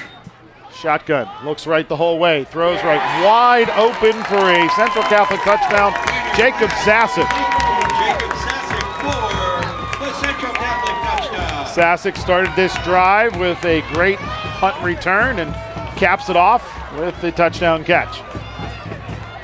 Just a little pitch and catch. Again, you got that much size. And what I've really been impressed with tonight is how well they have spread the wealth, how well they have passed it around. Peyton Wayner with 3-4 different options that he can go to have consistently come down with the ball and made plays.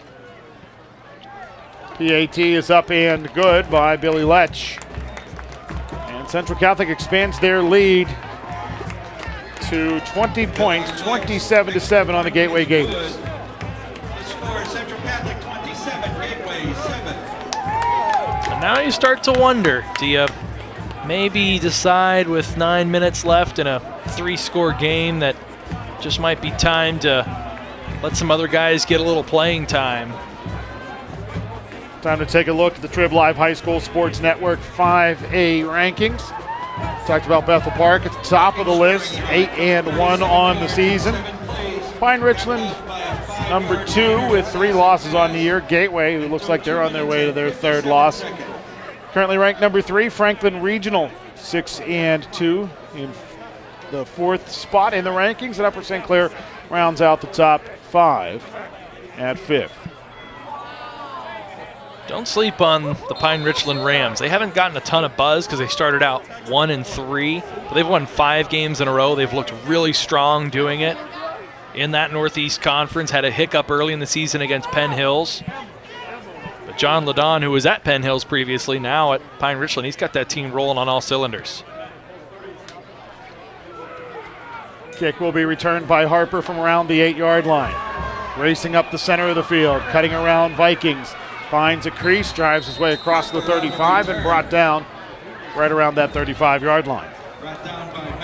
You just feel like every time Harper has the ball in his hands, he's just a 1 cut, 1 second away from making something big happen. And I really like the decision to put him back there on kickoffs. And he's done a good job getting upfield and putting together some nice returns. Every time he's had the ball in his hands on the kick return, the Gators have had the ball pretty darn good field position. Start to drive 1st and 10 from their own 35-yard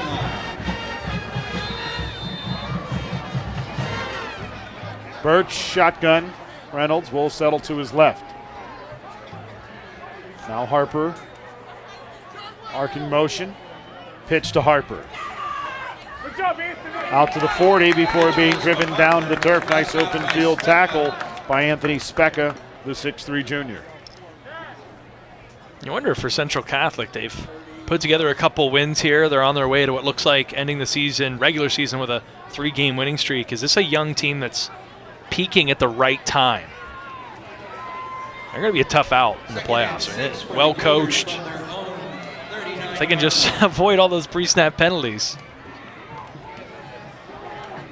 Reynolds driving his way across the 40 to the 42-yard line. Reynolds, the ball carrier. That'll bring up 3rd and a manageable 3. The line to gain the 45.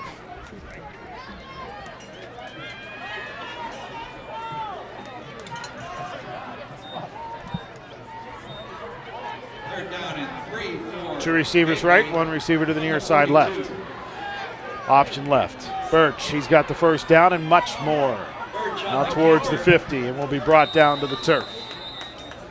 At the 49-yard line. Multiple blue jerseys there on the stop, including Xavier Thomas.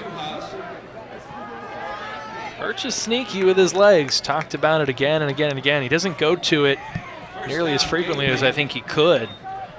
He's gotten better and better as the years have gone on running the football. 2 right, 1 left. Handoff. Reynolds hesitates. I think if he hits that a little bit harder, he picks up more yardage, but it picks up just 3 yards in the process, bringing up 2nd down and 7. Interesting to see the Gators go heavy on the ground here late in this one. Yeah, you're right, Adam. If you're Reynolds, you just got to get going north to south there and try and initiate that contact. Instead, he gets stood up just a few yards downfield after the line of scrimmage. Clock winding, 6:40 to play in regulation. Play action. Birch rolling right, steps up, tosses, finds Harper. Harper bobbles it, then catches it, and he'll be hauled down. Tackle on the play by Xavier Thomas. brought down by Xavier Thomas. They've had some good fortune throwing that ball across the middle of the field. Some intermediate routes there. A little bit deeper of a strike there for Birch, who did a good job. Good awareness there, moving around, keeping himself clean, keeping himself upright, and then throwing a dart there to Harper. That was a nice play. Low snap. Birch feigns right, throws back left, caught by Livesey. Livesey couldn't hold on to it cleanly at first, but still was able to pull it in, and it's brought down to the 15 for a Gateway first down. Boy, he really did play hot potato with that one, as that one was in and out of the hands for a good couple seconds there before he comes down with it. Luckily, was able to secure that before he sustains the hit right here, just in the nick of time. Again, Thomas on the tackle. Birch pulls it out of the belly on the RPO. He's grabbed up around the name plate. No flag flies as Sullivan makes the stop for the Central Catholic Vikings. Now they've had some success on these plays here, getting Birch out in open space, but a good job there. Nobody fooled by Central Catholic this time. Excuse me, that was number 4, Maceo Marshall, who made the tackle for Central Catholic. Toss right, caught by Livesey. Livesey inside of the 10, down towards the 5. A couple of Vikings there on the stop, including Anthony Specca. Good to see this rhythm now. It's unfortunate the Gators haven't been able to get this sort of consistency, getting the ball down the field earlier in the game. Might be a little too late. See if they can punch one in here. Handoff, Reynolds goes right, wiggles left, drives his way towards the 1-yard line. That's enough for a first down, bring up 1st and goal. They'll spot the ball at the 1-yard line. You do have to wonder, though, if there's a little fatigue on the defensive side of the ball for Central Catholic. You start to get a little complacent, a little comfortable. Up big, clock is winding. Handoff, Reynolds hit at the line of scrimmage. Does he get into the end zone? Neither official puts their arms up yet. And it'll be, I suppose, 2nd and goal inside the 1. Reynolds on the carry. Short gain on the play. Yeah, hard to see there. See if we can get the replay in real quick. 2nd and goal. It's hard. We don't really have a conclusive look there. It looked like he fell forward. Nonetheless. Maybe the ball didn't cross, but the head did. Regardless, 2nd and goal inside the 1. Handoff, Reynolds. Waltzes in this time. And a Gateway touchdown. Cuts the Central Catholic lead down to 14. A PAT will make it 13.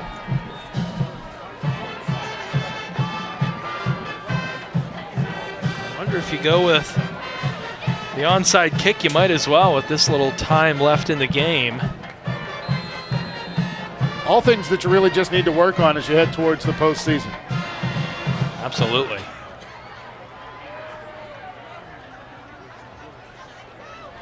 Snap a little high, but Livesey gets it down, and the PAT by Cole Plaskin is up and in. Plaskin's point after is good. And that cuts the Gateway deficit down to 13, 27 to 14 with 3:47 to play here in quarter number 4. And elsewhere, out east, deadlocked going into the 4th quarter, Franklin Regional and Penn Trafford. So we're not going to have any closure on that one right away.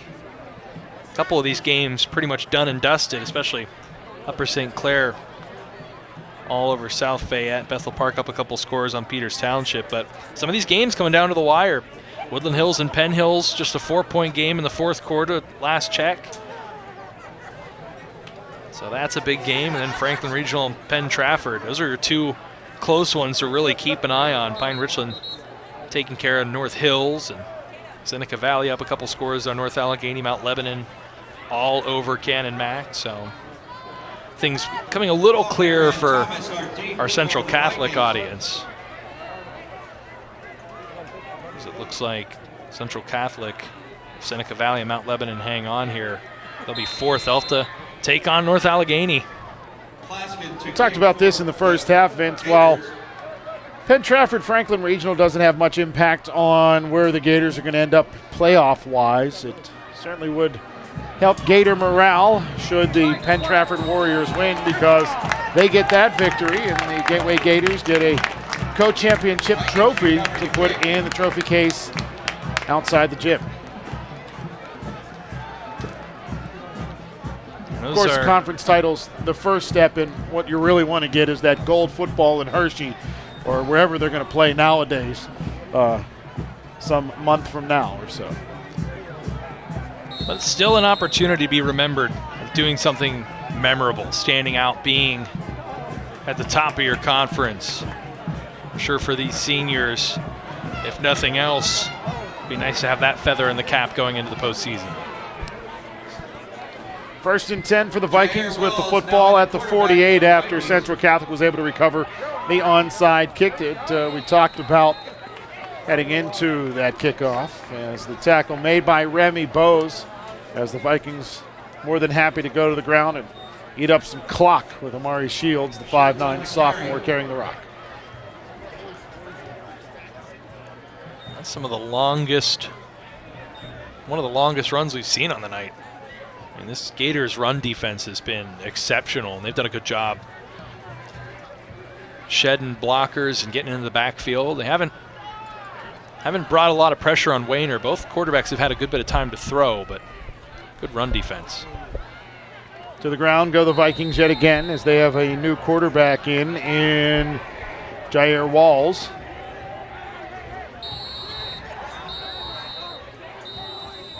Whistle blowing as Gateway is going to use the timeout here. Timeout Gators. How about Wayner tonight? Goes over 2,000 yards passing on the season. Very special, hard to do in just a 10-game season. To average 200 yards per game, to be as consistent as he has.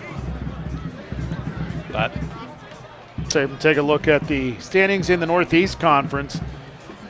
Pine Ridge up top 3-1, Penn Hills 3-1, North Hills 3-1, and Woodland Hills looking to upset Penn Hills at 2-2. Shaler's 1-3. Fox Chapel not only winless in conference but winless on the season as well. And this was the conference last season that was a real logjam going into the playoffs as well. Looks like Pine Richland's going to take care of business, get at least a share of that conference title. They'll get it outright if Woodland Hills can hang on, and the Wolverines will put themselves in a position to potentially steal a playoff bid. It's North Hills and Penn Hills. If Penn Hills wins, if they can come back and beat the Wolverines, then they will be the first place team overall with a head-to-head win over Pine Richland early in the season. To the ground again go the Vikings, as the ball carrier is Amari Shields. Shields drives his way towards the first down flag, but won't get there, as Gateway's going to use another timeout. So Vince, a couple of weeks ago there was some controversy with the Central Catholic Vikings. A blocked field goal by the Penn Hills Indians, which would have sealed the victory for Penn Hills, but the ball settled down and it looked like the ball crossed the line of scrimmage. Now, believe it or not, there was a topic of conversation at a Robert Morris football game in the press box last Saturday. And one of the officials, who is really a rules expert in NFHS, talked about the fact that the ball may have been at the line of scrimmage, but it was in the expanded neutral zone. And in NFHS rules, if the ball settles in the expanded neutral zone, it is still a live ball, just like it were prior to crossing the line of scrimmage. I've watched that play a number of times. I mean, the officials were right on it. They paid attention to it the entire time, and heads-up play by Central Catholic. Credit to them. And even if the ball did, like I say, cross the line of scrimmage or get to the line of scrimmage, it wouldn't have mattered because of that expanded neutral zone that's part of high school football rules, as Louis Douglas makes a nice stop there for Gateway to force the turnover on downs, and the Gators will get the ball back just shy of the 45-yard line. Nice open field tackle by Douglas there as he brings down the reserve quarterback Walls. Well, there's just enough time here. If you can get a quick strike, get yourself 6 or 7 points, all of a sudden you're an onside kick away from this being really interesting. Gators offense looked really good on that last drive, but it took them some time. They went pretty run heavy. they don't really have that luxury here. High snap, flag flies at the snap. The pass complete to Reynolds. He's inside of Vikings territory as he has the ball pulled away from him at the 31-yard line. The officials have not made a call here yet. Now a flag is going to fly against the Viking. So Specca is going to be guilty of a personal foul here. Now, again, there was the completed pass to Jaquan Reynolds. He was wrestled down at the 31, but the ball was pulled away from him in the process by a Viking. I believe it was Specca. But as you can see, there was also a flag at the line of scrimmage right at the snap. So we've got a lot of conversating to go on here. Now the ball's definitely out before Reynolds hits the ground. It was a bang-bang play. We'll check in with our referee. It'll be a procedural penalty against Gateway. Dead ball, personal foul against Central Catholic. And they're not going to give the ball to the Vikings. They said that Reynolds was down. They blew the whistle. Well, I mean, forgive me unless I'm missing something here, but if it's a procedural penalty, the play should be nullified in general. It can be if it's not a false start, if it's an illegal formation or something like that, the play can continue. Well, either way, the Gators able to get a few yards out of that. I think catch a real break there because that ball really looked like it was out before it hit the ground. Play action. Toss complete. Malachi Moore pulls it in. He's hit as he brings it inside of the 20 towards the 15-yard line. A good heads-up play there by Moore. Gets up, finds the nearest official, gets the ball. Gators get set. Now we got a red zone possession here with 2 minutes left. Things start to get a little bit interesting. Curious as to why the clock was running long before the sticks were set. As a nice job there, knifing through. Ty Uhas brings down Birch in the backfield at the 21-yard line, and Gateway will use their final timeout. Unfortunate there, a bit of a missed assignment, just gets blown off the ball. So now gut check time on this possession. See if the Gators can't come up with a quick score here the next couple plays. You want to try and get on the board as quickly as possible to give yourself at least a chance to get that onside kick back with a little bit of time left. And now the Gators, with no timeouts left, they're going to have to be real careful if they were to get the ball back in that hypothetical situation of how they use the field. That middle of the field is going to be taken away due to time. A rare mistake by Louis Douglas, one of the Gators' offensive linemen, as he allowed Uhas to blow past him and make the stop. So after the Birch sack, it is second and long for the Gateway Gators with the ball at the 21, and the line to gain appears to be the 5, so it'll be second and 16 from our vantage point.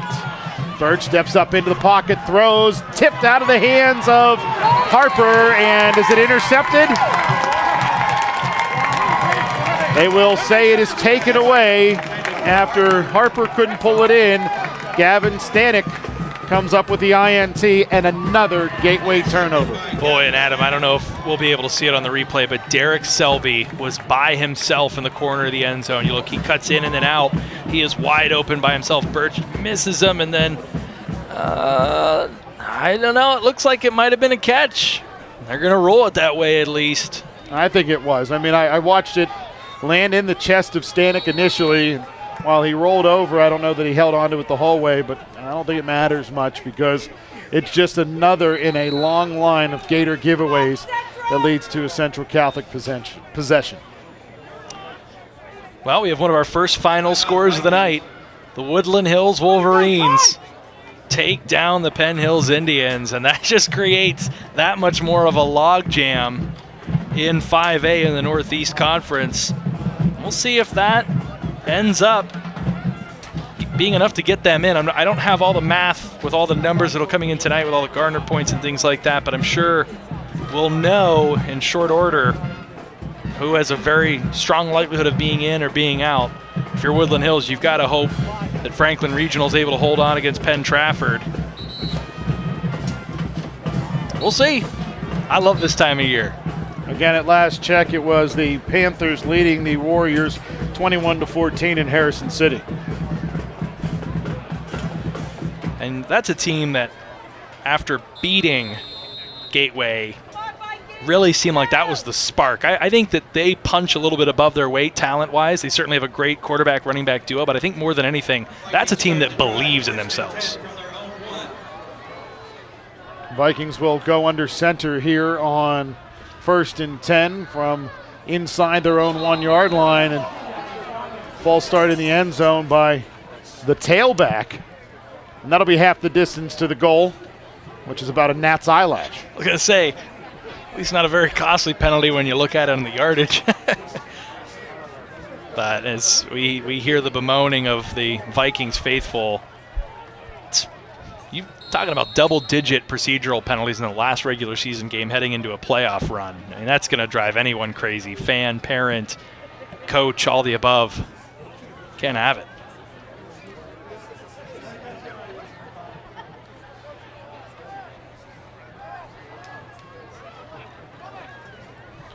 Wall steps under center, drives his way to the line of scrimmage, and shoves his way for about a full yard there, so it'll be out towards the 2-yard line.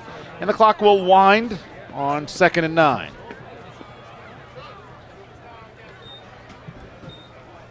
If you were able to come up with a stop in the end zone here and get 2, it's an 11-point game.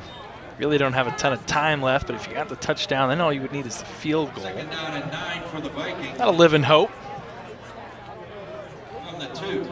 In for what all intents and purposes is an exhibition game. I think it's time to call it a day. With a minute to go here and the clock winding. Remy Bose doesn't think that. He took the ball carrier there, was dragging him back into the end zone on forward QB progress. Walls. He gets dragged back there. Louis Douglas gets involved, as does Remy Bose. 3rd down and 9 for the Vikings from the 2. 3rd and 9 at the 2, clock winding towards 30 seconds to go here. And Walls will take a knee, and that will do it for tonight's football game. So the Gateway Gators pick up their 3rd loss on the season. 2 of those losses coming out of classification, 1 to the 4A McKeesport Tigers and 1 to the 6A Central Catholic Vikings. 27-14 the loss here tonight. And this was a hard game to get motivated for both these football teams. And you could really tell in the second half that both teams were going through the motions. Absolutely. More than anything, you're just glad to get out of this healthy, no injuries. Get a couple guys dinged up. They got a week to rest. Guys like Demetrius Harper, Baron Fowler, who came back into the game. And so you're no worse for the wear coming out of this one. Now you wait and see tomorrow afternoon. You find out who you're going to play. Certainly with a couple scores going ways that we might not have thought, especially with Woodland Hills springing a big win over Penn Hills. Who knows? Who knows if we'll be at Antimarino Stadium next week? I got a hunch we'll be on the road. Now we just have to find out where. But certainly a tough one. The offense, you just hope it doesn't hurt their psyche too much. A poor performance hanging on to the ball, taking care of the ball tonight from a number of different players. But the defense continues to show they're going to keep the Gators in every single game. A really great performance, albeit giving up 27 points. And yeah, like you said, giving up 27 points, but the fact that Gateway just turned the ball over so many times, you've got to give the defense so much credit. You do, and they played hard. They stayed in it. Run defense-wise, they were completely stout. Got picked apart in the passing game a little bit, but you're not going to play another team this season that has a quarterback and a receiving crew that are all well over 6 foot and as talented as this Central Catholic team is. I mean, I get the fans' frustration here. If the Vikings can wipe away some of these penalties on offense, they're going to be a tough out for anyone in the 6A playoffs. But, revisiting the schedule, I think the toughest team the Gators played all season, ironically or coincidentally, was the 4A team that they faced in McKeesport. I know that there's a lot of good teams, and right now Central Valley is up a couple scores on Aliquippa. But the Tigers got as good a chance as anyone to come out of 4A with a title. Super athletic, big guys, fast guys. They were a great, great football team.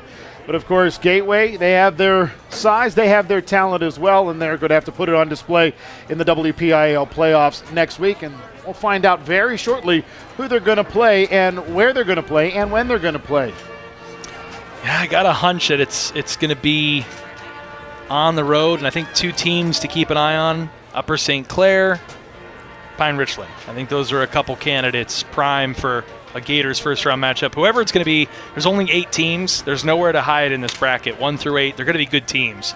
So it's going to be very interesting to see how this shakes out. Now, when does the WPIL announce the pairings? Tomorrow afternoon. So we really will not have to wait long. You know, traditionally they've waited until Monday to release them, but getting a jump on it bright and early tomorrow. We'll know just a little past lunch. I think it's about 2 p.m. We'll have a good idea of who the Gators are playing and how the bracket and total is going to look. I'm going to do my tradition of mocking up my bracketology tonight. I was perfect last year, so we'll see. We'll see. Maybe we'll post it somewhere. Hold me accountable. Well, Vince, put a bow on this one. Gators came out tonight and really had to try and muscle their way through a game that didn't mean anything for them, and they made it out healthy. And so you're no worse for the wear. You take away some things you can work on next week. You saw some things on film, and you saw more than anything, you probably should be ready for some special teams fakes next week because they got kind of exposed there. Well, that'll do it for our coverage this evening as the Gateway Gators fall to the Pittsburgh Central Catholic Vikings, the 3rd loss of the year for the Gateway Gators, but it won't affect their playoff hopes as they head to the WPIAL playoffs next week, and we will have the coverage for you here on Gateway Productions. For my broadcast partner Vince Russo and our entire crew, I'm Adam Gusky. Thanking you for joining us here tonight in Dormont, Pennsylvania. We'll talk to you next week.